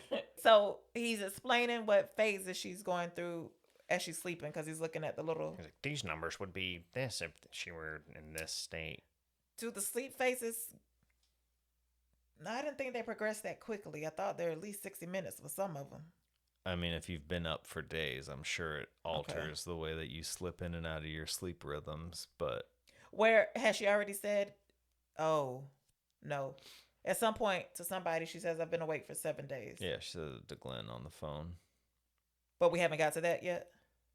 I already looked it up. The Guinness record is 11. 10. 11. Okay. Mimi. But the question was, have we got to that point yet? No. Okay. She's All right. still in the sleep study. So she falls asleep, and of course, Freddie is After her. We don't get a sequence here. We just see them observing what's happening to her. Yes, she's bucking around crazy, and eventually they decide they should go in the fucking room, and they wake her up. And when they do, she has a streak of gray hair. She has a cut on her arm. Yes, she does. And his hat is under the sheets. And they are like, how did that get in here? The doctor says something, or maybe the nurse. I don't know. Well, the next scene when the mom is on the phone, I'm assuming she's talking to the daddy. Yeah. She's talking about, I don't know where she really got the hat from, but she has his hat. She has a hat. Freddie, apparently, like a good little boy, puts his name in his property because it says Freddy Krueger. And this is where the confrontation happens. The mom is saying that I don't know where she got it from, blah, blah, blah. And then she's saying, the hat's gone. And then Nancy's like, because she was observing her on the phone. She was like, did you tell Dad to check out that name? And she pulls the hat out of the It drawer. does sound funny whenever it's said as Fred Krueger. Yeah. But he calls himself Freddy in the movie at one point, right? Yeah, he's referred to as Freddy. And this pissed me off. Fred's dead. Yeah. But she was acting like she was crazy, though. Like, bitch, you know what I'm saying sound familiar. You won't let me know? Yeah, they're trying to protect their children. She don't believe that he comes in the sleep. Exactly. So there's nothing to protect her from. He's dead. Protect her from the knowledge that her mom took part in this gang vigilante mob justice. Fred's dead. She tells the story. She takes her down to the basement. But not Wait. before. Well, tell what the story is. Not before? Or does this not happen in this scene? Am I mistaken? No, you're right. But just before that, they get in a fight.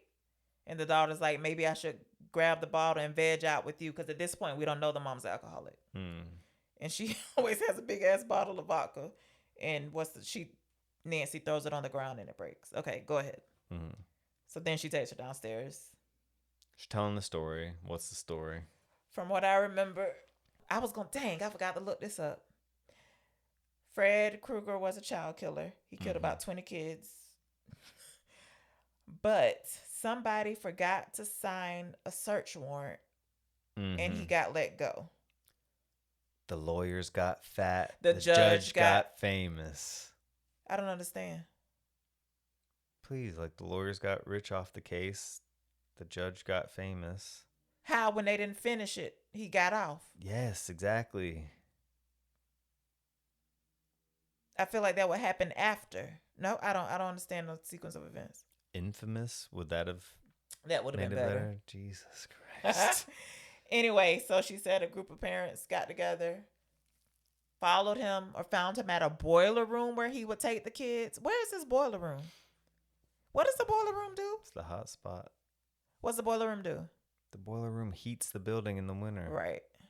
Are they still a thing? I'm sure. In some capacity, yes. They probably have boiler rooms. They probably have them on ships at sea. And Well, that's the only image when she said that you're I thinking had of was. Titanic. Did we go into the boiler room enough?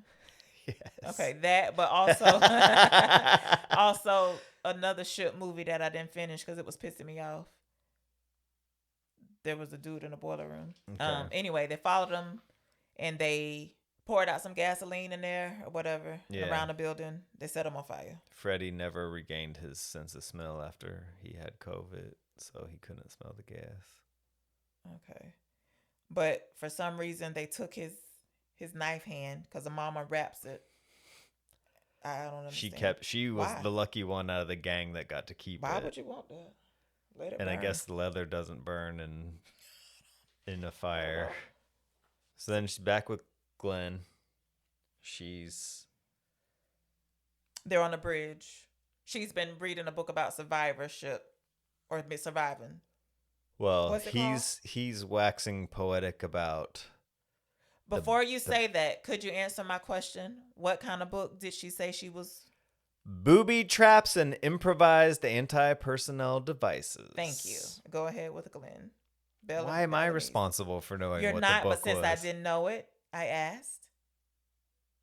Well, they don't show that she's reading that till after Glenn tells her about the Balinese way of dreaming. All right, carry and on. Dream skills. Mm-hmm. And then, so apparently, I mean, this comes up later. This is telegraphing the end. Mm-hmm. But obviously, if you see the main character reading a book that says in huge lettering on the front, booby traps and improvised anti-personnel devices, you can bet your ass some booby traps are coming later in the movie. She gets home. I know. No. I thought you were going to say what Glenn tells her to do. Because she asked about bad dreams with the Balinese dream skills. And he says if they have somebody evil in their dreams, they just turn their back on them. Mm-hmm. Okay. And then it takes away their She power. said, what if they dream of a monster? Mm-hmm. And he says was like, they well, turn their back. no, she said, what if they don't turn their back? He said, well, those people don't wake up to make it out of the dream. Then she heads back home, and there are now bars on all the windows to the house. Is it door two? Door two, right? Yep. Okay, so her mom. On the window of the door, not on the entire door. Okay, yes. I really thought she couldn't get in the house at first. I guess just because she was shaking them, I was like, oh, well, she forgot her key. But anyway, the door's open. She walks in. Mm-hmm. I heard it mentioned, but on the bridge when she was talking to Glenn, that's when she said she's been up for 7 days. Oh, no, I thought she tells him on the phone now when she calls him to hatch this plan out. This is where the plan is devised. Whatever you do, don't fall asleep. Also, before she says that, she says something about if this works the way I do, you're going to be next. She does say that. Yes. Okay. I'm glad you said that because this is another thing that is built into the group vigilante justice on Freddy Krueger is that he's killing the kids of the parents that killed him. I was going to say that, but then when they show the scene of Glenn's parents and he's like, oh, I think that girl's crazy. I was like, well, does he not know what the fuck going on? So maybe just the mom. But I did have that. I was like, okay, so that means the mom, Tina's mom, was also involved, but yeah, they don't expressly state any who's directly involved. You just, you make that leap. Then I was like, everybody this on is where, Street. Nancy's taking those caffeine pills. She's got a huge coffee pot sitting on top of her that she TV. hides. Her mom thinks she's going to sleep. Yeah. And she takes out one pot of coffee and she has another one hidden. Yes. Yeah. Correct. But there's a humongous one sitting on top of her TV. So the plan is hatched that Glenn is supposed to come over at midnight. Mm-hmm. She was going to meet him out on the porch and let him in and do whatever she's going to grab, like she grabbed the hat off Freddy's head and brought it out of her dream. The plan is that she's going to grab Freddy in her dream and bring him into the real world so they can kill him. Right.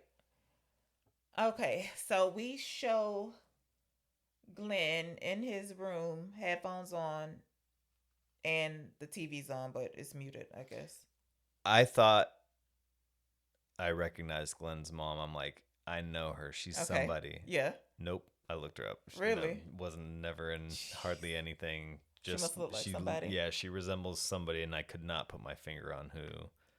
And anyway, when she comes in the room, she was like, it's almost midnight. And that's when I asked you, I was like, In high school, did your parents routinely stay up till midnight? No. Never. I had a note. You already said it, but What? my note said, Glenn, Dad, say Nancy at NJ. Yeah. Oh, yeah. So Nancy looks out the window and Glenn's parents on the porch, and the daddy's making eye contact with her, and the mom comes out and she was like, yeah, that's something wrong with that girl. And I don't want our son hanging out with her ever again. And this is just after Glenn told Nancy on the phone that he loved her. Yeah. Aw. So Glenn's ahead of his time. He's listening to... What is he listening to? He's got his headphones plugged into Yes. his boombox. He's listening to music, or was it a turntable? I don't remember. Either way, he's got headphones plugged in. He's listening to music while he's got the TV on. So Right. he's multi... What he says is muted. Yeah. He doesn't hear what they're saying. Then we show Glenn getting... Not yet. What? Glenn getting what? Killed? No, I was going to say we show him back in the bedroom and the Star Spangled Banner is playing on TV. Okay. Do you know what that means? No. That's when when the major networks were going off air, or they were ending their is broadcast that for the how they evening, did they would it? play the Star Spangled didn't know Banner, that. and then it would go to dead air, or it would go Dang, to like so TV was still going off in 1984. yeah. Oh wow! I wonder when I it feel like stopped that going carried off. on into the 90s, Really? maybe early 90s. I want to look that up. But so is it? Nancy falls asleep before that, though. No. Yeah, She tries because I to sneak think out. Okay. yeah, because I think it starts with.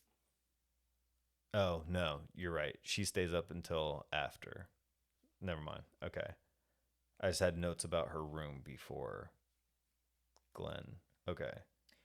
She had a poster on her wall of the police, but there was also, did you see there was like a puppet on the back No. of her bed? I wasn't looking at no room It decorations. looked like a shitty What? Miss Piggy Really?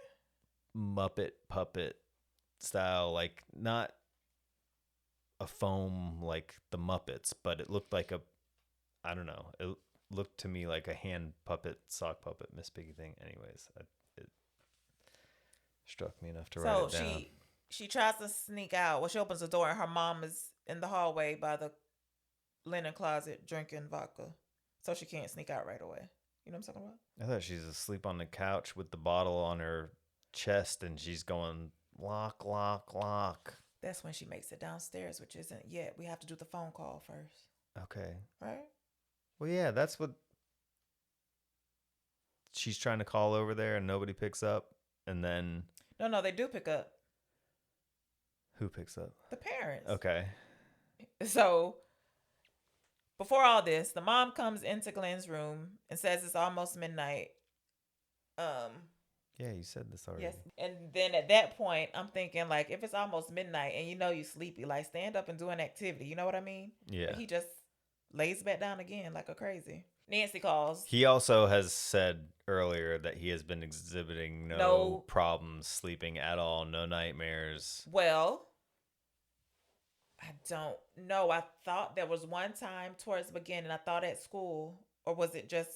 He said something like, when I can't think of anything to do, I get hungry and I eat, or something like that. And I feel like I thought he said he had a dream, but maybe not. So he just lays back down, puts his headphones back on, and watches the thing. Nancy calls. The mom picks up. She was like, oh, he's asleep. Does she say he's about to go to sleep, or it's late? She says something dismissive to her. Right. And she almost is going to go get him, but the dad grabs the phone. Hangs it up. Says and then... What did he say? He's asleep. You'll have to talk to him tomorrow. Hangs up the phone. Yeah, and then he takes the phone off the hook so she Yes. can't call back. Right. And then that's when we realized she's asleep again. Well, it's not until she tries calling back the next time. Yeah. Yeah. Because then Freddie's... Does he call first? I'm your boyfriend now, Nancy. Yeah. But then when it rings again, his tongue... When does the tongue come out the phone? Oh, right then when he say, I'm your boyfriend now. Yes. Okay, right. And then she's like, my boyfriend. And that's when we know Glenn finna get it. Right? Well, yeah, but say what happens. The tongue.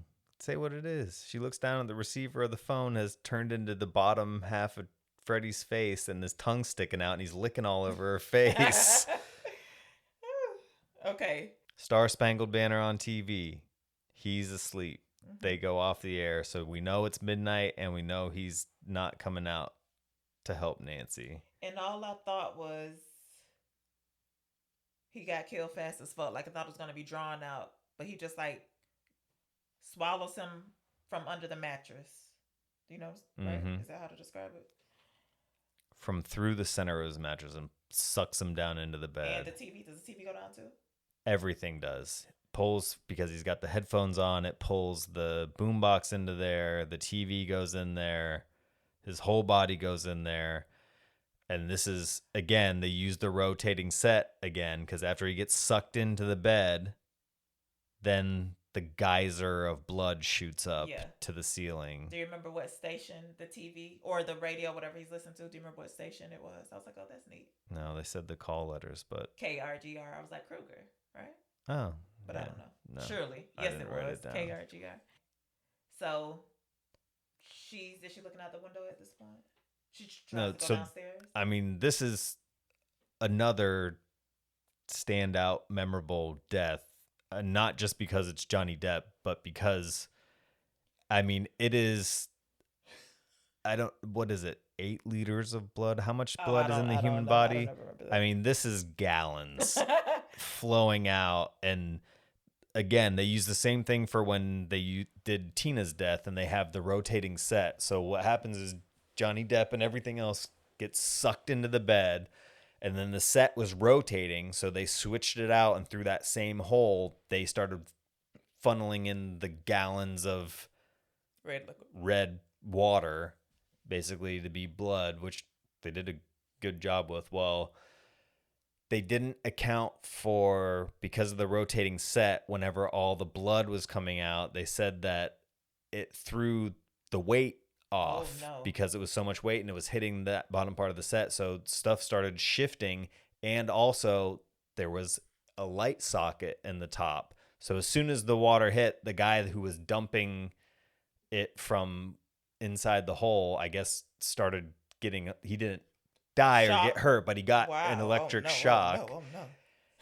And they said part of the magic of that shot, the way the blood is moving on the ceiling, is because of it causing the set to tip, so you can see the blood running off in different directions as the set was kind of being maneuvered. So not on purpose. It looked good. Yeah. Okay, now, then the ambulance shows up. Yeah. And what happens? They're getting a stretcher, and one of the cops said, "You're not going to need a stretcher. You're going to need a mop." I was like, "Dang." And Nancy's looking out the window. Her window's open because her dad comes as well. They call her dad because the sergeant was like, "Yeah, somebody is very dead." The sergeant was like, "This is your neighborhood, so I thought I'll call you." And she's talking to her dad through the bar. She was like, "I know what happened. He's dead, isn't he?" And then she was like, "Dad, I need you to bust down the door midnight. I'm going to catch him." Whatever. I was like, she keep trusting people with this time. It don't keep working out for her. And if you're Lieutenant Thompson, Nancy's dad, and your daughter yelled that out the window while you're being called to a murder scene right across the street from her house, wouldn't you go right to the house then to check on her? And what you talking about? Yeah. Her yelling out the window, insanity, would not be like, okay, let me get in here and check this. And then he was like, okay, that's a good idea, honey. Go to bed. I was like, he is not coming back for you. Then he tell his dummy, what is he, a sergeant? I need you to watch my daughters, watch the house. If anything strange happens, come get me. What do you call strange? He was like, I don't know. He fails on that account, but. All right, it's booby trap time. Oh, it's not booby trap time yet. Okay. She says for the time. She sets a timer on her watch. But wait, if it's almost midnight, it's after midnight. Has nothing to do with it anymore. That's not the point. The point is the daddy's supposed to bust in at 12:30. She sets up all these booby traps in like 2 minutes is all I'm saying. Go ahead. She's been studying. Okay, carry on. She does okay. I mean, Home Alone rips this off exactly. She sets up a tripwire and then comes back, and I mean, it's not only done in Home Alone, but I feel like it's the specific imagery of the way that she plucked it and everything. I don't know if Home Alone was purposely doing an homage to Nightmare on Elm Street, but he sets the trip line and plucks it. Kevin McAllister. Oh yeah, this. So the booby traps are for when she pulls them back into the real world, right? Because they won't work in your dreams, right? She says the prayer, if I should die before I wake, I pray the Lord my soul to take. You've heard that before? Yeah. Okay. I don't know why. It's a common, like, nighttime prayer. It's basically saying, like, I want to go to heaven, not hell. if you die in your sleep, yeah, please take me to heaven. Oh, God. And I don't know why the thought occurred to me, but I wrote down, like, why is he picking just now to start haunting the kids' dreams? If it was all the kids of his killers, like, what set it off for now? But anyway, we'll never get that answer, right? I mean, you could say the What?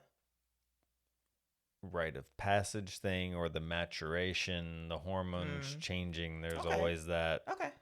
I can take that. idea when the most fear could be instilled in a kid. She sets a 10-minute countdown on her watch. The watch talks. That was something that stood out to me. Mm-hmm. I wish I would have written down exactly what the watch said. Kruger, I'm here. Yeah. She announces her I was like, bitch, she gonna know something entrance funny into the going dream on. world. Yeah, you want No. to describe the end sequence? Well, I still don't really, can you refresh my memory? How does she pull him into the real world? She just Does it?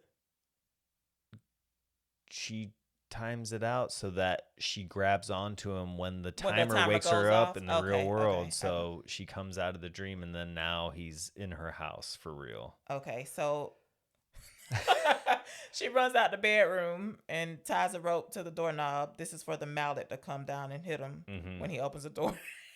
He does that. And this is straight up Three Stooges shit, the way it bonks him. What else? But it introduces the real effect of stuff can hurt him now, or has some sort of vulnerability now that he's in the real world. What's the other thing with the light bulb? A little smallish bomb, right?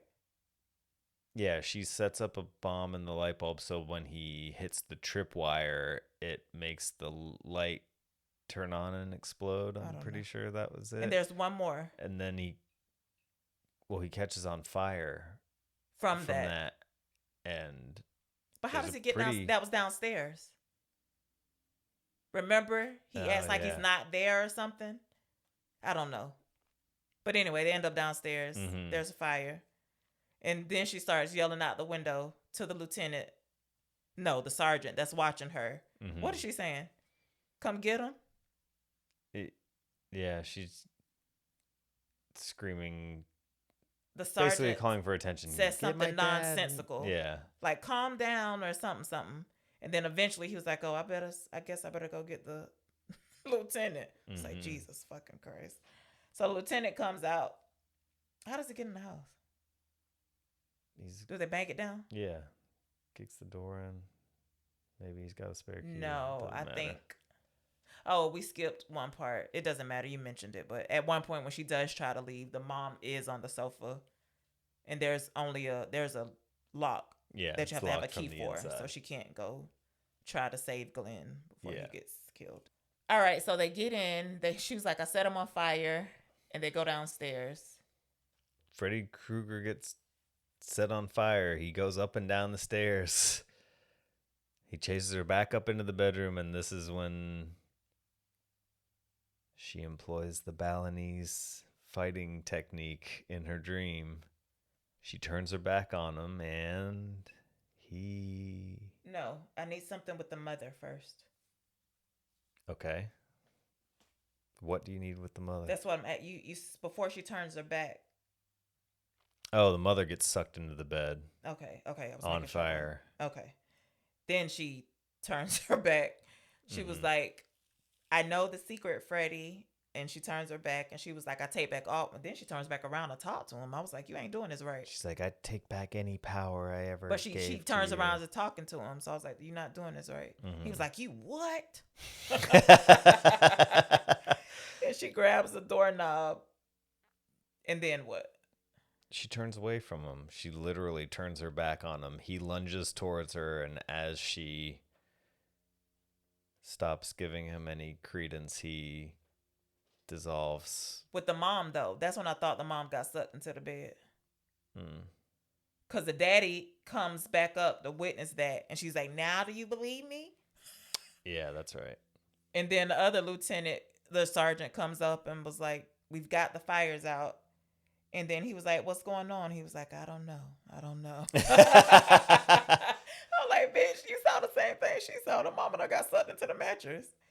Okay. And then it's the next day. Mm-hmm.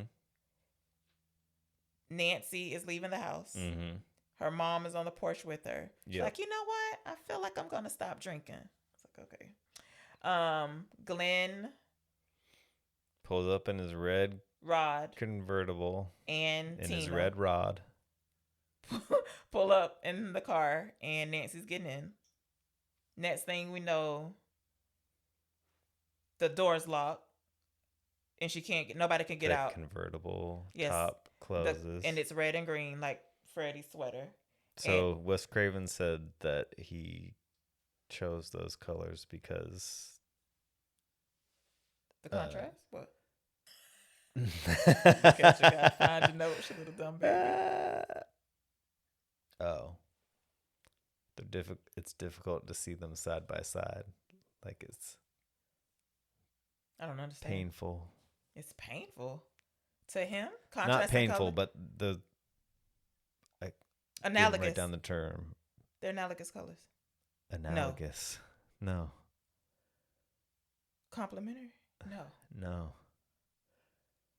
Do you know what I'm talking about? Yes. Okay, well, it got to be one of The them. opposite of complimentary. No.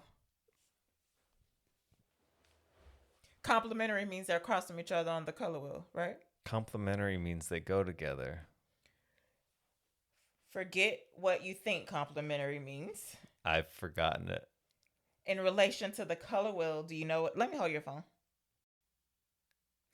Like I was saying, complementary colors, when they're opposite each other on the color wheel, red and green, are considered complementary. So I thought, is that what he meant? Like they clash for him, the colors? Like what did he mean? They're hard to look at. Difficult to see side by side. Is exactly I don't know what said. he means. They're not difficult to see. It's Christmas colors. Yeah. Well, maybe that's why Christmas stands out to everybody's mind because of the colors. It's also, aren't those the key indicators for color blindness? Red and I thought green. something like that. Don't get me the line though. If you're colorblind to those, then you can't be a pilot. I'm pretty sure. Now, do you know that from the movie, or you just happen to know that? I just happen to know that. You know it from the movie. From, what are you talking about? About pilots? Yeah. Why would I know that from the movie? They don't mention pilots at all. What's the girl name? Sunshine, the pageant. What? What's the little girl name who's competing to be in the beauty pageant? Little Miss Sunshine? Yes. You're saying that I know it from the movies? No, I meant that I movie. learned it from movies? That movie, and that's the thing in that movie. Jesus Christ. The uncle realizes he can't see colors. He's like, "Oh no, you can't be a pilot now." You know what I'm talking about? Yeah.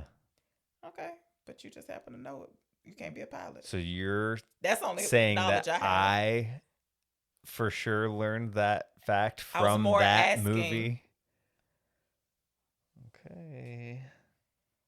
All right. So Glenn's like, I'm not the one doing this. I'm not controlling the car. And Nancy is banging on the glass. We also see kids jump rope and singing the Freddie song, 1, 2. Mm-hmm. Freddie's Freddy's coming coming for for you. you. And the mama just waving. Crucifix, all that. Mama just waving. And the blue part of the mattress when she gets sucked in already bothered me a little bit. Mm-hmm. But now she gets pulled in through the window of the door. Mm-hmm. Are the bars still on there? No. I was like, oh, I don't know what to do with this information. And they drive off. Well, whoever's controlling the car drives off. So this scene was a I put add on. I put hum with a question mark. I just didn't. Originally, the ending was supposed to be she just wakes up and it's a regular day the next day. I think that would have been fucking great. Yeah. The producer felt like The one who did the sticky it stairs? sent The one who did the sticky audiences stairs? out on A good note? with the wrong energy. We wanted more of a big bang to end, like not necessarily with the mind of leaving it open-ended, although I'm sure that wasn't something that was not thought of to employ a double negative. Yeah. I was like, this ending just doesn't do it for me. Yeah, it's kind of cartoony. It's Yeah, it is. Scooby-Doo-ish. It's a little... I don't think other people besides Freddie should be able to do super... Like, she shouldn't have been able to shrink that small. You know what I mean? Shrink that small. Yeah, because she goes through the Yeah, window. That's just a limitation of the special effect. Listen, he could have just They popped had like out. a rubber... He could have just popped out from behind the bushes. I would have been like, oh, shit. It did nothing for me. But carry on. They could have just driven away and had the top going up to that show still the would have been red like, and oh, green. no, this is not good. Yeah, that would have been enough of a little like... For us, yeah. Yeah, they coded clearly enough in the movie. Yeah, the red and green. Unless maybe, I don't know, a colorblind person could have just been like, oh, it must be the stripes. Kruger, I'm here. I was like, she done fucked up. He gonna know she up to something. What did you think of her acting? I bought it for this movie. She said she didn't try to create a character, that she just tried to bring as much of herself into it. You look like you have a problem with that. No, I'm just saying it is a very naturalized performance. I like that. Yeah. Can you see any... Well, first of all, I don't even know if you like Johnny Depp as an actor. Do you like Johnny Depp as an actor? Yeah, he's fine. But he does nothing for you? I mean, I've liked enough of his movies. I was just going to say, could you see But that he had I've any had potential? Just as many Bad ones. I mean, ones? he's done just as many bad ones. I think he's an adventurous actor, at least. So I admire that or appreciate that. Yeah, I feel like you can get extra points for that for sure, regardless of your talent level. I mean, obviously, he's had a bunch of big hits, but Pirates being his biggest, most successful. Although I wonder where this would weigh up overall with all the Freddy's combined. Oh. Box office wise compared to all the Pirates. I bet one Pirates movie probably made more than all the Freddy's ever. I don't know, man. Curse of the Black Pearl was good as fuck. I was just wondering if you could see Johnny Depp already. I thought he was good in it, especially for a introducing credit. Like it had to be very early in his career. I don't know if he had been on TV when it was 21 Jump Street. After we didn't discuss this. This was his first role, okay. Even on IMDb. Oh, okay. And I don't know who wrote the little bio or whatever about how he got into acting on IMDb, but it was like Nick Cage told him to try acting. I was like, okay, did he already know him? 10 out of 10 found this interesting. You didn't do any further research. It was just IMDb trivia. You said, right? I don't even Don't know if they it was do that? trivia. Oh. I don't know what you're talking about. I didn't further look this up because they didn't give any details. They was like Nick Cage told him to try it, and I'm like, how the fuck you know Nick Cage? I didn't have time for this. It was incomplete to me. Okay. He does it for you. You like him? Well, that's what I was gonna say. Yes, I do. But I was like, let me see how many of his films I've seen, and I have not seen many. But yeah, I like him. I Yeah. mean, not as thankful as Robert Englund is for the Nightmare on Elm Street franchise, but he was grateful that was the launch point for his career. Was he on the documentary? You watching? No. Oh. No, absolutely not. The fuck is he gonna waste his time talking about his role on Nightmare on Elm Street? Of course, I'm sure they went after him to try to get him to be a talking head for it, but no, but he did agree later. He does a cameo in like the 6th Freddy movie. I saw another credit for one of the films. Yeah, and that obviously I'm sure was a huge favor called in by, or maybe he was doing another New Line movie at the time later down the line, but obviously his career had become much more substantial than him having his first role. So for him to throw back in, I feel like that's cool. That's another thing that, even though the 6th Freddy movie is a hunk of shit comparatively, but yeah, he did good. I thought the producer's wife as the teacher, or producer's sister as the teacher. Okay. Her early was good. I didn't buy the mom's acting. Ronnie. No, it was very She reminded Days me of of Our somebody Lives. It was very soap though. I thought I knew her. opera-ish And I looked her up. I acting. did not. I didn't dislike it though. I kind of like it added to the kind of overall dream-like quality of the movie. I don't to know me. why, but something, I don't even know. Is the lady's name Beverly D'Angelo? Yeah. Something about, I don't know if it was her eyes or her voice, but that's who she reminded me of for a split few seconds. Not acting wise, just something about her. Probably the eyes. I don't know what it was. Pretending to be drunk. Were there any catchphrases from this? Just the song, I guess. 1, 2. Yeah, which the girl who played Nancy, she said that her boyfriend, made the who song? was a musician at the time, came up with that. Shut up. They said on documentary? Mm-hmm. Oh, wow. I mean, she didn't say who it was. I wonder if he was given a songwriting credit in the credits or anything. Okay. Doubtful. I had one other interesting note that this wasn't from the documentary. This was actually from something about Halloween. What? Halloween, which you rated as bad on the Britney scale. Yes, because Michael was not able to be killed. So when it was being cut to be aired on television, they needed to flesh it out more because commercial breaks were shorter back then and they had a bigger block to fill. Oh. It was a shorter runtime. So it was such a low budget movie that the level of success that it found in theaters garnered it enough to where they threw a bunch of money at it for them to do reshoots to make the movie longer. So they have scenes that are added in for the TV version to flesh it out. We're still talking about Halloween, yeah. Okay. And they had a higher budget to do whatever amount of reshoots they did Than the than whole they- movie? to do the original movie. Okay.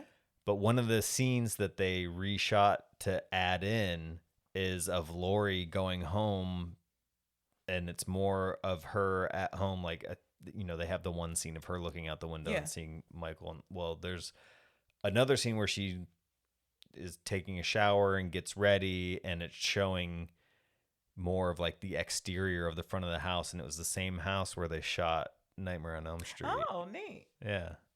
Neat. Thought that was cool. Time for the Britney scale. Yeah, let's get to the Britney scale. You introduce that. Or I guess for this first in franchises horror month, we should call it the shitney scale because Anyway. everything has been ranked shittily by you. Britney's lackluster approach to entertainment Oh, leads everything my to be gosh. classified as I do not have a lackluster. diminutive. Lackluster? I love entertainment. Yeah, rarely. That's not true. So from you like for me to go from best to worst, right? Yeah. Okay, so from best to worst is good, decent, regular, okay, and bad.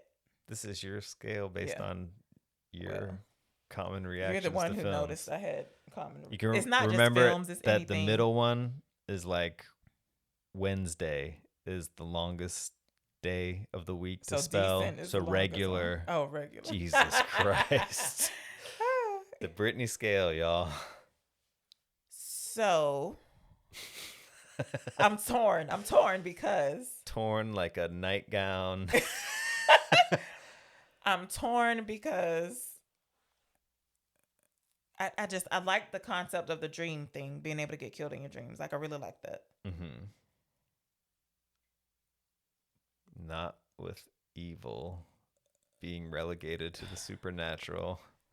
I don't know. I don't know if it was just some of the acting, and not the kids. I bought the You think kids. the acting was stronger in this than in? I feel like definitely stronger in this than in Friday the 13th. Yeah, Yeah. and Texas Chainsaw Massacre too. I mean, that girl screamed her lungs out, but the other Yes. performances I are, agree, but I don't they are know. what they are.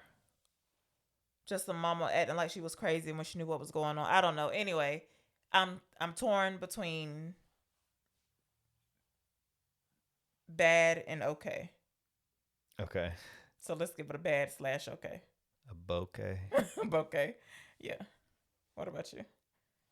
I would go decent. Decent. Okay. I like Nightmare on Elm Street. It's not my favorite. It doesn't suck like Friday the 13th. Again, I like the third one better. I think just 'cause you saw it conceptually, and it's got a really. I mean, if you're Large speaking and of strong the story? cast as a weakness, the Oh. cast in the third one has Oh. Rosanna Arquette and Lawrence Fishburne is in it, Oh, okay. I did see his face. Okay. and Heather Langenkamp, who She's plays back. Nancy. She's in it again. Is she still in high school? She grown? She's grown. She's like advising the kids based on her past experience with Freddie. Okay. And you haven't seen number 2? I've seen all of them. Okay. The second one is a very weird, like, gay coded What? Are you making Freddy this where up? he starts possessing a boy who's like an outcast, and he starts All I possessing the wanted boy to know and is making him kill is her people. mom alive in the second one? Are her friends still alive? Was she dreaming? Like, what is? Oh, she's not in the second one. Oh. She comes back in the third one. Oh, The okay. second one is about a completely different boy. Okay. He's in high school though, or something. Yeah. Okay. No explanation as to why Freddy is targeting him. Yeah, because he's a gay man in the closet, in the closet of his mind. What does it have to do with Freddy targeting him? It's read as an allegory for closeted homosexuality. I'm telling you, it is. How do you know this? Because they said it in a children's nursery rhyme of girls What? jumping rope. What they said? They said 1, 2, Freddy's coming for you. 3, 4, shut the door. 3, 4, open the closet door. Shut up. 5, 6. Okay. Anyway, any closing thoughts?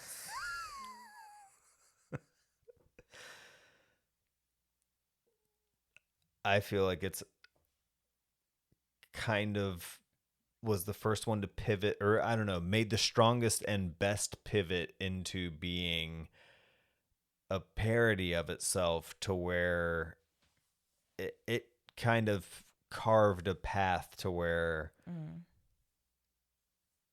it ended up at the end. Wes Craven comes back and directs. So there's the sixth one, which is called Freddy's Dead: The Final Nightmare, and then they bring It's it not The back Final again. Nightmare. It's called Wes Craven's New Nightmare. Is the 7th installment, and that served as well.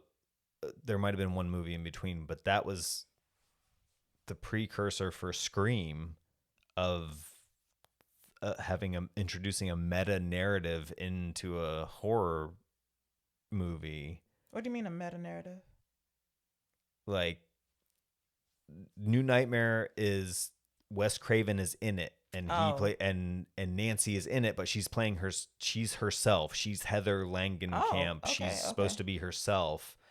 And it's about Freddy coming into the real world, like manifesting through him being killed off in people's minds and in popular culture, and that he starts manifesting in their real lives, and people start really dying. Oh no. It's pretty interesting. There's a couple sequences in it that are really good. Alrighty. Next time on a Black and White Movie Night, we will be discussing Hellraiser. Correct? Is that you decided in real time? Because it was between that or Predator. I feel like if you have seen Hellraiser, it'll be a little bit of a undermining this idea. So now we can only do movies that none of us have seen because we got to start our list all the way over. No, but with this one, it was supposed to be exploring your unfamiliarity with popular franchises because you said you hadn't seen any of these. Predator is an alien? No, what is Predator? Any other movie outside of these core ones that we picked is kind of fudging the lines a little bit, because if we would have done Evil Dead, that doesn't have like a Freddy or a Jason at the center of it. I mean, it just has an evil entity. It has the book, but that's not a figurehead. Hellraiser has Pinhead. I asked you, what is the Predator? Is it an alien? Yeah. I don't know. That sounds scary. Yeah. You don't know if it sounds scary, no, or you're I'm saying telling you it sounds scary. Okay. It's a bad, mean alien. I mean, it eventually got woven into the Alien franchise. Yes. They had Alien versus Predator. Alien was They did scary. 2 movies. Yeah. It would be considered like sci-fi horror. The first one has some differentials. People could make an argument that it's sci-fi action. I think it would be, I don't know. I feel like Predator would end up being more interesting to discuss since you, one, haven't seen it. Okay. And what year is it, you know? I mean, they're both 1987. But both also fit the bill of at least having a big baddie at the center of it, gone through enough broad strokes of development to where it's been rebooted and revisited and crossed over. So it really is your decision to make. Just when you looked at the stuff for Hellraiser and you said, oh, wait, I think I have seen this. Yeah. That sucked the wind out of it a little bit for me. you. And I also think, well, I don't want to spoil telegraph anything. it, but I think that movie also is a piece of shit ultimately. Yeah, outside of the aesthetics. It was bad. It's another one that I was terrified of the jacket in the video store. And then when I saw it years later, was laughing at it. Yeah. Predator it is. You don't know who's in it or anything. You just know it's not to my knowledge. Okay. For all I know, I could have seen it and I forgot. Right, there could be some big surprises maybe around the bend. Okay. All right. Who directed it? John McTiernan. I don't know him. Glad to clear that up for you, buddy. Catch you next time. Hey. What? Oh. Jesus hell. This is Black and White Movie Night. You're black. Oh. Wait, we don't say the black and white part. We just say I'm wrong, you right. You wrong, I'm right. You say I'm black. I say I'm white. Then we both say you're wrong and I'm right. Is any of this ringing a bell? This has been Black and White Movie Night. I'm Black. I'm white. You're wrong and I'm right.